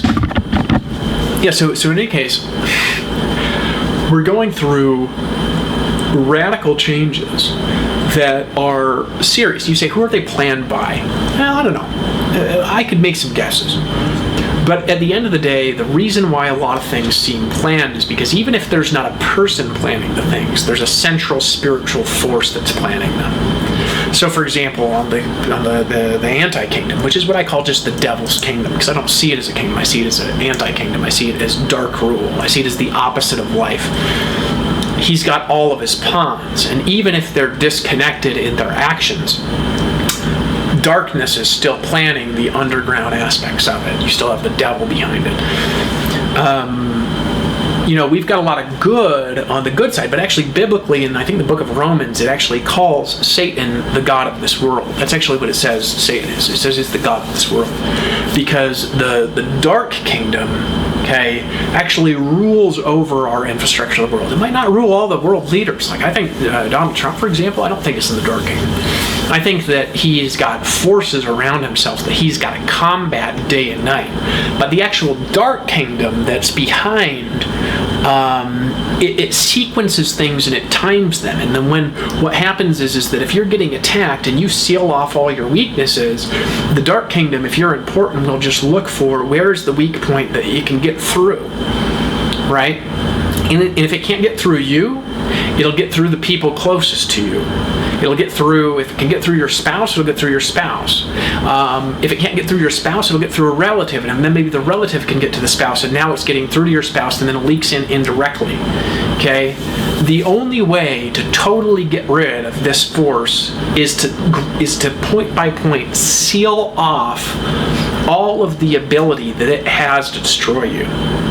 And right now, society is headed for a time when I've been warning about for a long time. So I want to be really clear about what I'm actually warning people about, I'm warning people specifically about the Nephilim attack that's coming is my biggest warning that I've had for people, There's a bunch of other stuff I've talked about. I've talked about hell, and I've talked about things like this.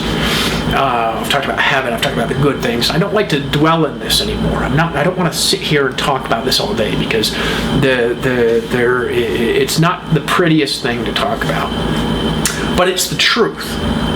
And people in this day and age, if you go to a Christian church, you listen to a pastor, they talk about the end times, but they don't actually know when any of these things are going to happen or what any of these things specifically are. At the end of the day, they read the Bible and they're kind of guessing about how it's going to manifest until it already does. What I'm telling you from personal experience, from previous incarnations, I'm telling you what actually happened before.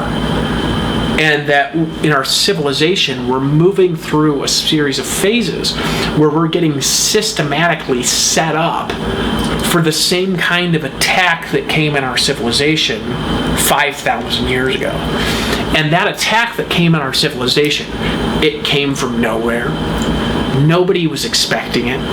Because nobody listened, we had no weapons against it. People were in the middle of being caught up in the middle of other problems when it attacked. And it attacked in a decentralized way that was impossible to stop all at once. And by the time it got out, it spread also like a disease spreads, because that's what it was. A disease that was inflicted on somebody's total biology, mentality, and psychology usually came out by force on them. And because people didn't listen to the voices that were there to warn them, they weren't prepared. And this spurred another radical leap in level evolution that happened on the kingdom side, where this turned into this beautiful beyond nature picture. And this turned into this dark beyond darkness thing.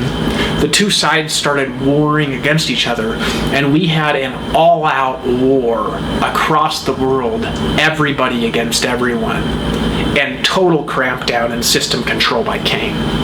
Now, Cain survived the flood. You say, what are you talking about? There's some people that survived the flood that the Bible doesn't talk about, You say, why does it talk about them? It doesn't talk about them because it's not taking the time to describe everything that happened, One of the people that survived the flood and has been around for the last 5,800 years is Cain and his offspring. And I'm telling you that the mark is here, because what happened to me is the same thing that happened to Enoch. And it happened rather than 5,000 years ago, it happened today, where the biology has started to change in the same manner it did in the Enochian civilization. So in other words, what happened 5,000 years ago happened today with me, okay? And it also happened for a modern day Antichrist. And nobody has listened to me on that. I mean, very few people that have been, it's possible, okay? There's been some people that have actually believed it. But at the end of the day, right, I said the world would be falling into chaos 3 years from the time that I was enlightened. It's 3 years later now. No, a month before. And the world is beginning to fall into chaos. I believe that we are headed into a time of control clampdowns, where systematically our government is going to have to get more and more and more power just to continue to exist. And that the control clampdowns are going to be followed, the control clampdowns that we're going to be experiencing in the government, they're going to be followed by a decentralized attack on humanity to scare people and for a solution, because people won't know what it is. Okay? What's going to happen is they're going to come out in civilization and say, in order to keep everybody safe, because they're going to pretend like this has nothing to do with them, that there's going to be, this will be posed as a distraction because it'll only be part of their forces. They'll come out and then they'll say, in order to protect everybody against this, we have to have a total centralized clampdown to keep you safe. And this is actually how they get you into the centralized clamps down. Then a power change happens, and before you know it, you have this Antichrist character having centralized world control and dominance, and plan to wipe civilization out and drop civilization down to 500 million people. Okay? And I am just telling you, doesn't matter if you watch this and you're the President of the United States or who you are, nobody in the world is ready for it. I've been trying to warn you and trying to make you guys have something that would make you ready for the last couple of years, but nobody has wanted to work with me on it, to the point where I was cast out of everyone, to where my family was attacked, to where my wife was surrounded by my enemies on all sides until she finally went with somebody else. And I believe in our family, because I just still believe in that family. So I believe she'll wind up coming back to me. And that's kind of what keeps me going. She doesn't probably like me talking about this kind of thing because it's somewhat scary. But now what's happening is that as we go through the different times in our civilizations, more and more of the things that I've been talking about are actually happening. The reason I'm telling you this right now, okay, is because it's time, regardless of whether you believe that this happened or that this is going to happen again, okay? I'm telling you that it did happen, and I'm telling you that it's going to happen again.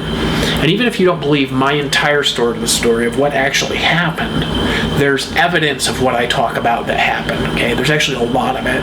But even if you don't believe my version of it, you can look at what actually happened and the fact that everything in life moves in cycles, and those stories are there for a reason, to actually protect you from something, and biblically that's going to happen again in the future, okay?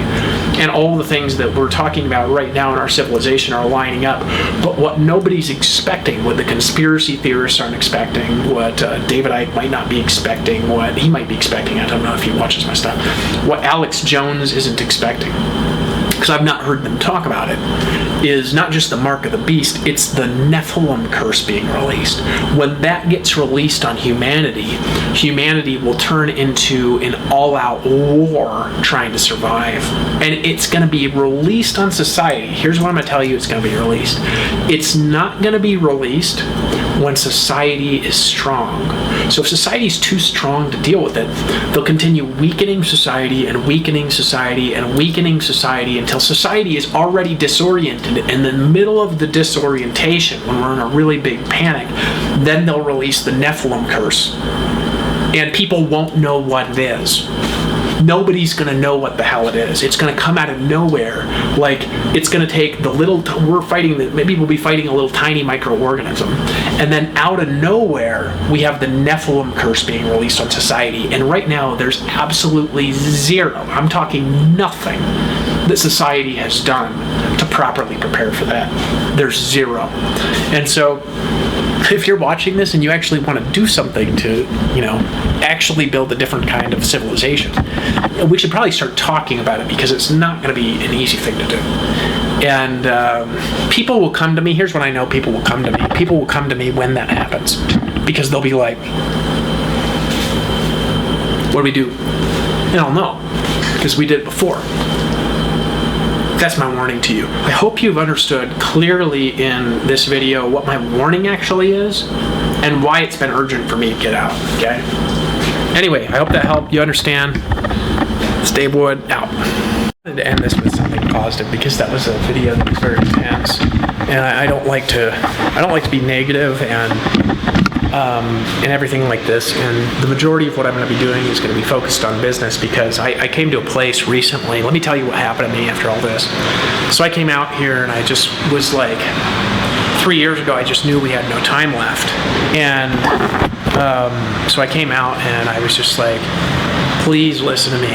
And people just listened to what I said, and it was just what I was saying was so out there, and there were two sides of it, and one of the sides was really dark, and I don't want to be focused on this dark stuff all the time. But we're going through something right now that's it's a big attack on civilization, and whether it's done by the central bankers or the Antichrist or whatever it is, I've been warning you guys that shit's gonna hit the fan for 3 years. I warned you about the time shit's gonna hit the fan. It's matched up. So the thing that I'm warning you about right now is I'm warning you that the mark is coming, okay?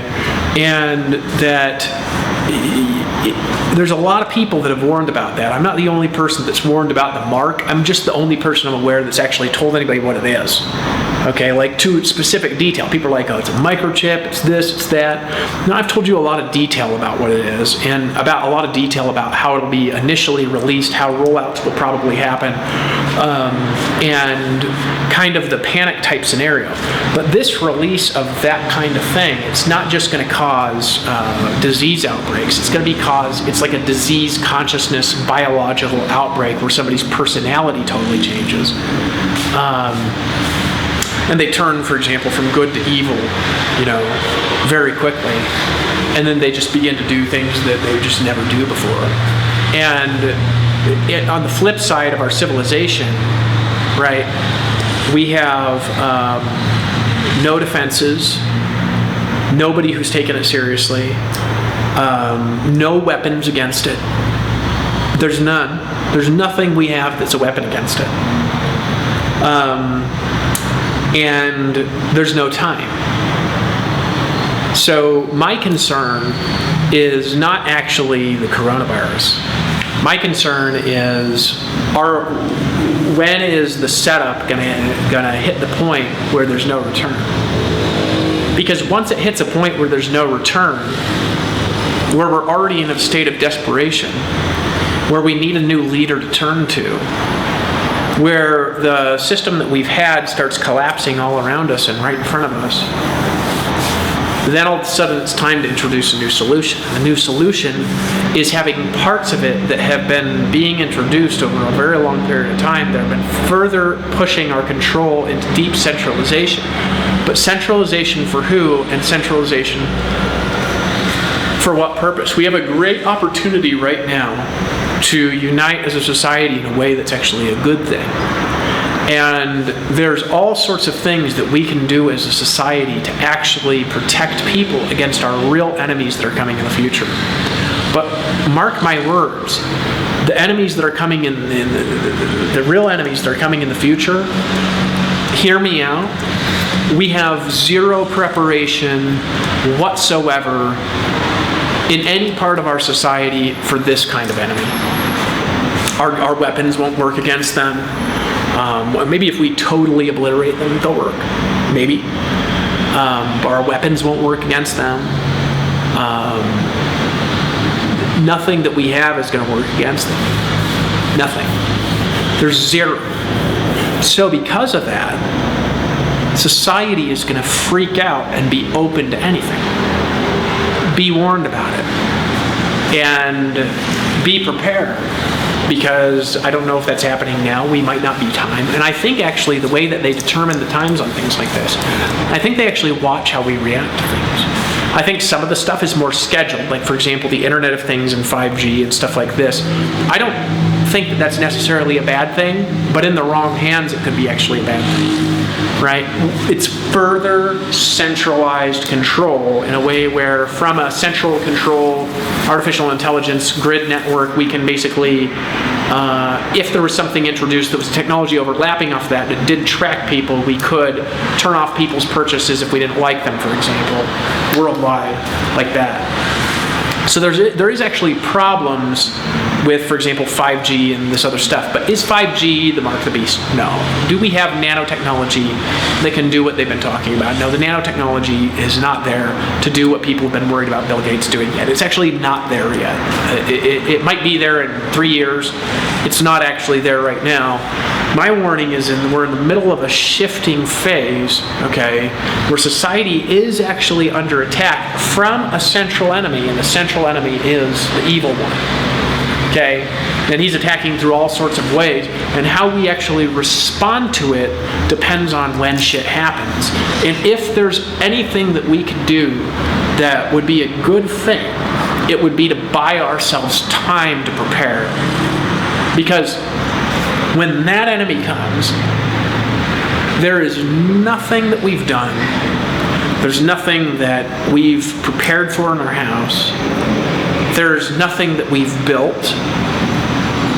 There's nothing that we even know of right now that can prepare and stop that enemy from taking over our society when that enemy is released on us. We're going to have, on the positive side, a real enemy to fight. Like, where society can actually unify against a real enemy. But there's going to be a deception that pops up then. And that's the thing that I'm interested in, how people will handle it. Remember, I don't know, might happen now, it might happen over the course of the next couple hundred years, right till the 6,000 year mark. Either way, right? And you can check the Jewish calendar, for example, to see how long we are since the fall of Adam, in this cycle of things anyway. Somewhere within that time period, okay, things are going to get real weird. And I want you to remember something. When they start getting weird, who was warned? You. So don't come crying to me later, okay, and saying, you didn't tell us. Why didn't you put more energy into that? Because remember, I tried, and you cast me out of house and home, out of businesses, out of my family, for warning you, for doing nothing but what my heart said I should do, which was to try to keep you safe. And the reason I'm done kind of talking about this in this phase and this cycle of things is I don't want to focus on the dark side all the time, and I want to focus on the solution. So in the future, my videos are going to be focused on solutions. Like, I say 99% of the time, I'm probably going to separate brands out where I'll probably keep, having some sort of instruction. I'm probably going to make a new spiritual brand that nobody's even aware of the name, where I'll teach enlightenment, because when I can teach enlightenment, I don't need to be a prophet there. You know what I mean? And there's all sorts of things that I'm going to be doing to prepare, to make money, to, keep my family safe, you know what I mean? And to figure out how to build something that actually keeps you safe, because right now, because nobody understands the actual enemy that's coming, nobody has done shit. There's zero. There's nothing that we've done whatsoever at all to prepare ourselves against the real enemy that's coming. Nothing. Be warned. And this is not something that I'm imagining. I've experienced things that just are beyond your imagination that actually happened to me. Not just the clouds appearing above my house. I've experienced very rapid biological tissue regeneration in myself. Attacks on my life that didn't succeed. I've met real Nephilim. I met Azazel, for example, who appeared to Enoch in this incarnation, in a new incarnation. So that same person came to me and one of my friends over in Encinitas, California, and he's one of the fallen angels from the book of Enoch. And a bunch more weird stuff has happened around me that is just part of the stuff that's happened. But I'm not saying this to lead to myself or to get you to, gather around me in a crowd or anything, because I'm not going to use fear for that. You say, well, what's the purpose of this message? For the love of God, understand what I'm warning you about. I'm going to tell you something about it. I'm not wrong about it. Okay, you say, well, how do you know? Well, the same way when I was 8 years old, I saw a vision of the woman that I was going to marry, who I didn't meet till I was 31 years old. That's how I know. I knew what she looked like. I knew what her face looked like, what her lips looked like, what her energy was like when I was 8 years old. And I met her when I was 31. The same way that I knew that in advance, I know this in advance. I know this in advance the same way that I know that Christ is the Son of God. It's by the Holy Spirit that I know. Okay? That's how I know. And I'm telling you, I don't care what your opinion is about me, what your opinion is about things I've said in the future, because they get real wild. Especially as time goes more forward, they get more wild. And this happens because of the emergence of the biological, technological singularity. It happens because of the anti-singularity, which would be evidence in the mark of the beast. It happens as technologically we advance, as people become more spiritual because they realize there's a spiritual universe, and their abilities to manipulate that universe and the physical universe start to grow because people start to have more faith. This compounds along at the same time the technology is growing. And I'm telling you, I don't care what your opinion is about what I've said, how I've delivered the message, for the love of Christ or God or whatever you worship, for the love of your higher power, for the love of all that is holy, please listen to me and get over whatever your issues are. We don't need to build a civilization. We don't need to build something that's built in fear. That's what they do, right?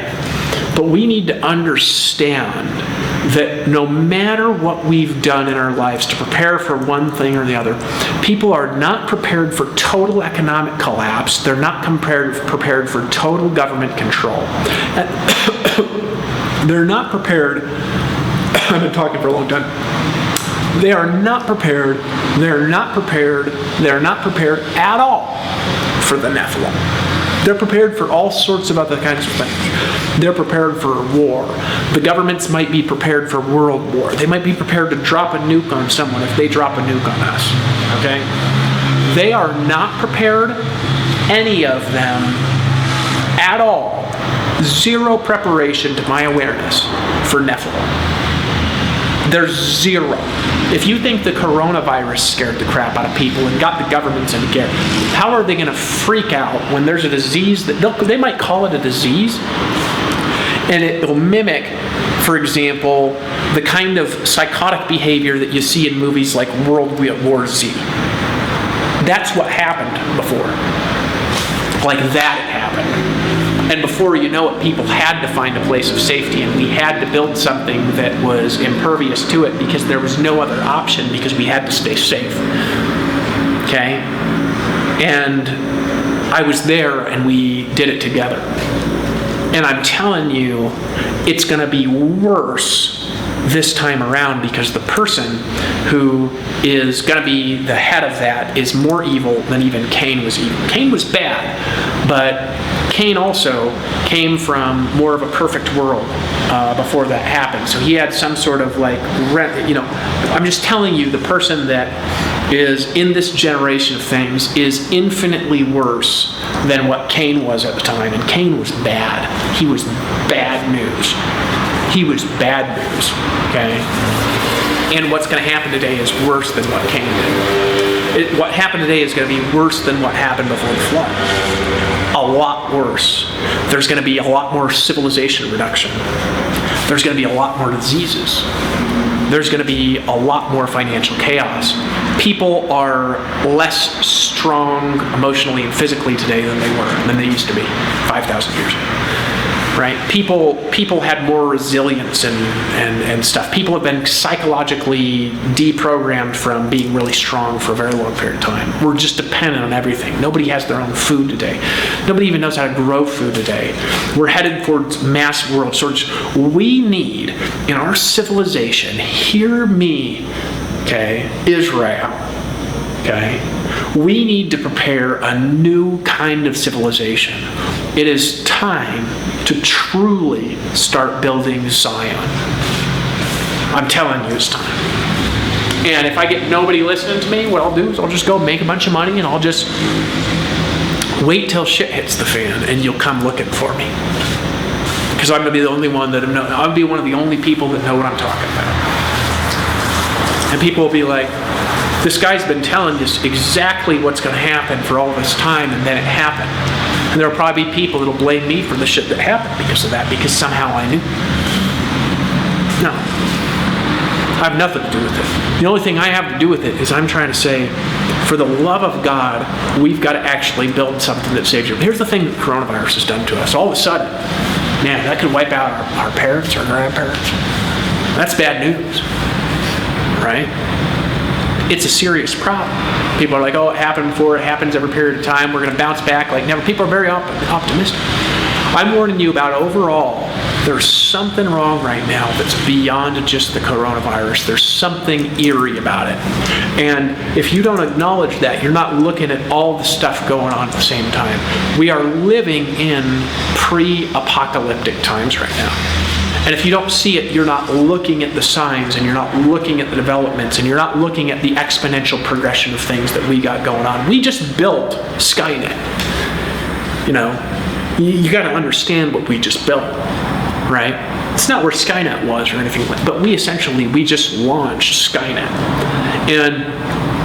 And people don't know what they don't know.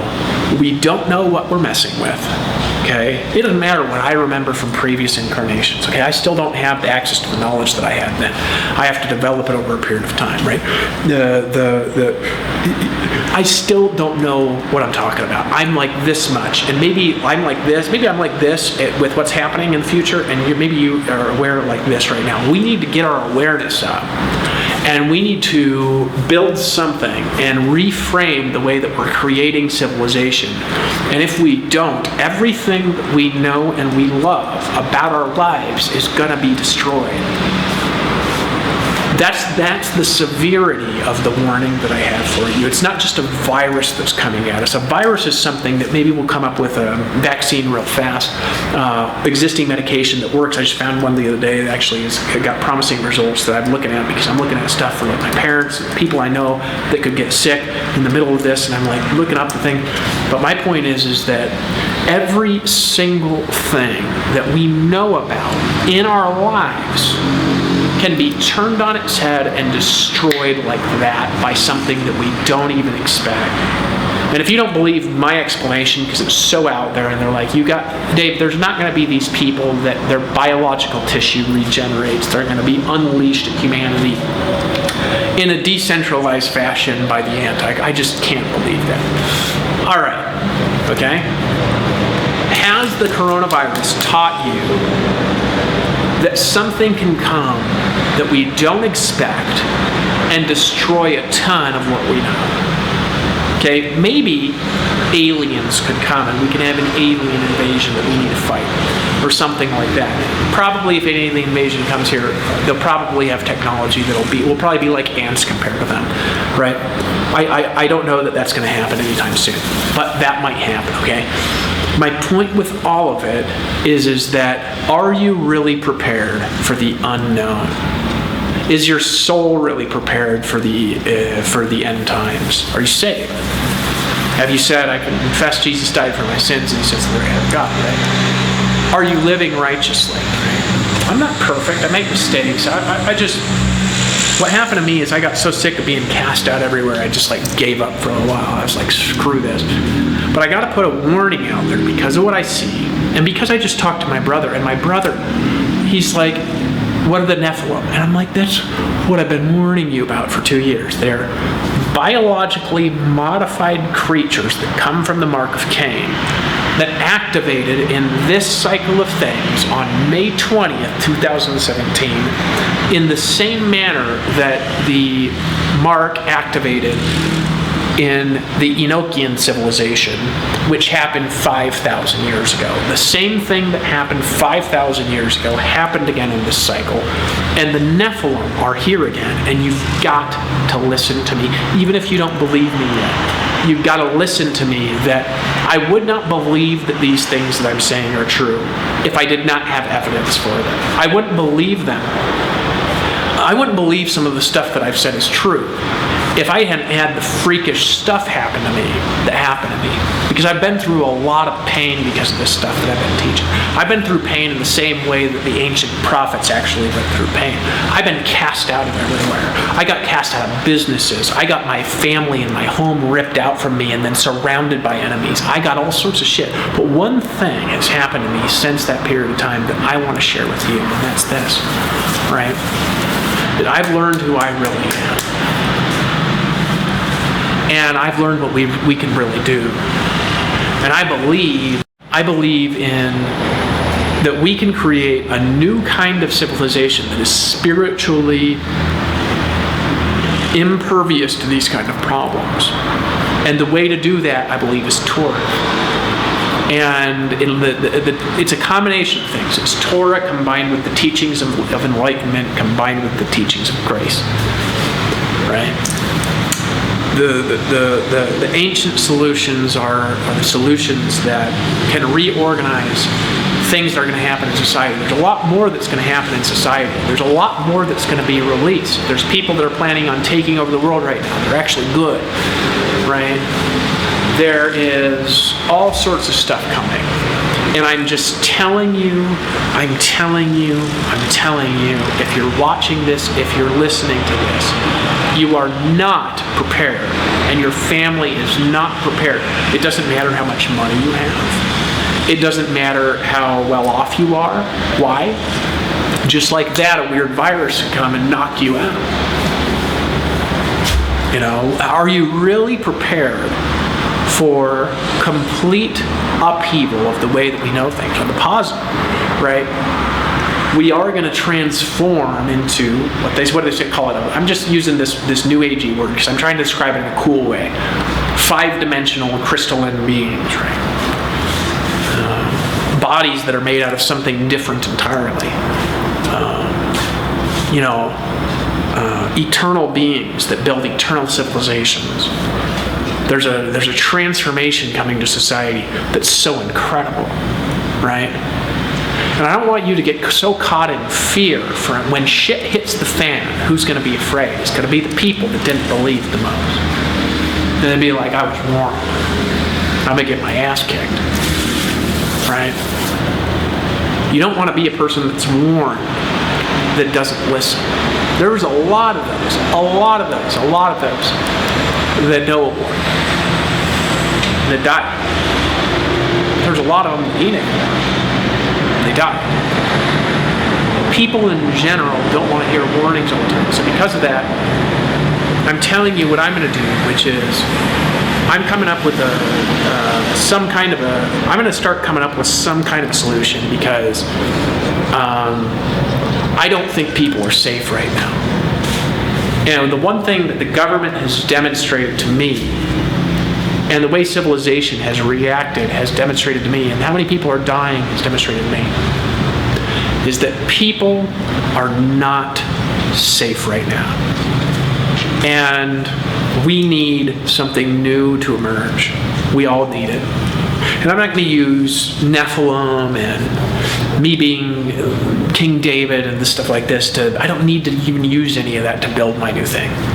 It doesn't matter to me, right? I know who I am.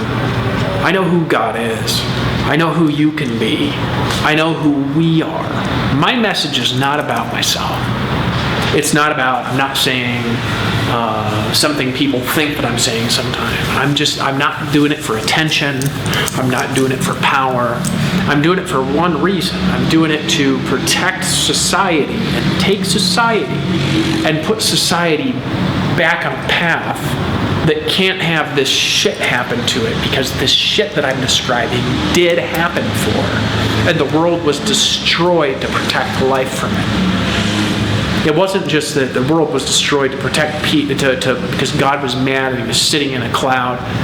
The world was destroyed because if it hadn't been destroyed, every piece of life and every particle of life and every bacteria of life would have been wiped out.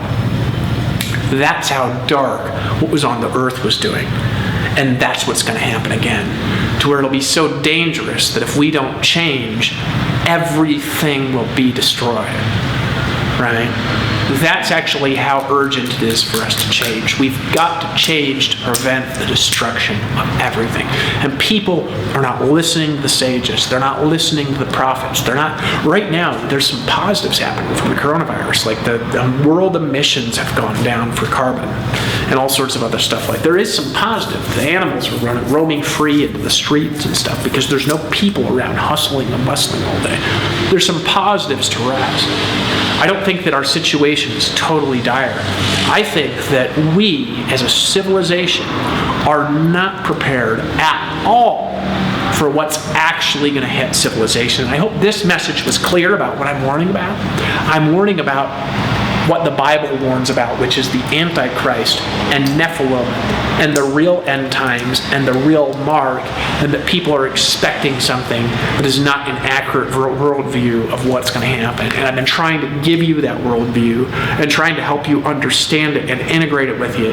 And there's been a lot of people that have not yet been listening to me, but they will, because when all hell breaks loose, they're going to come and they're going to look for somebody that knows how to fix things. And they'll come to me because I've known what's coming in advance for a very long time. And I'm telling you, I don't know how much time we have left. What I know is that we don't have a lot of time left, and we've got to do something to save humanity. We've got to do something to save each other. We've got to do something to band together to create something new that is impervious and bulletproof to all this bullshit that's going to come.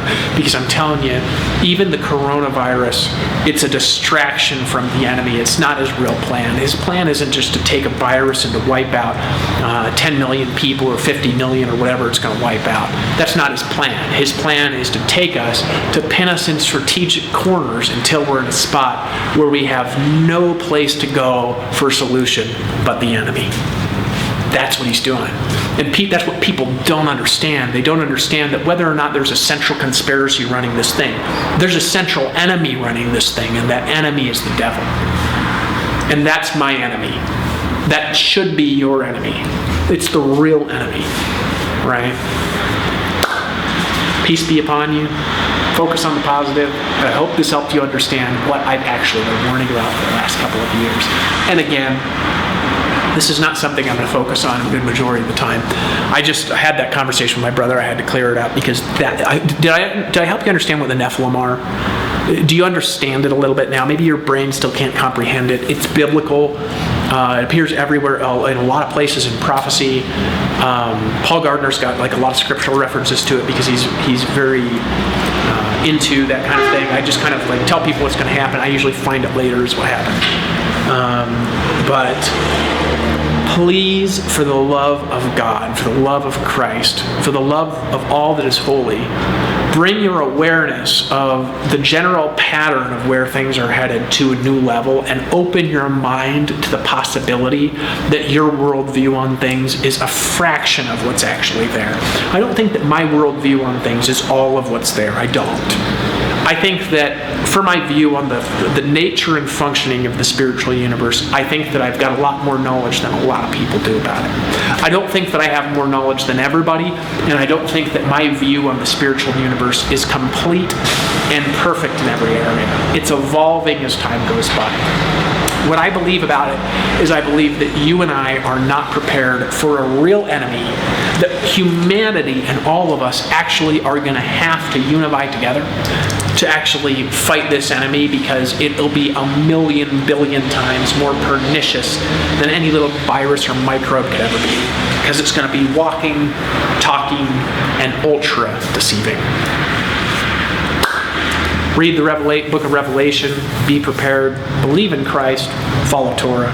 This has been Dave Wood, and we can build a better way about doing things. We can build a new future. We can build a new civilization, and we've done it before. And there'll be a time when a lot of you can remember that we've done it before. And I'll tell you what we need. We need a revolution in thinking. We need a revolution in spirituality. We got to get away from this old, boring, dead spirituality that I see everywhere.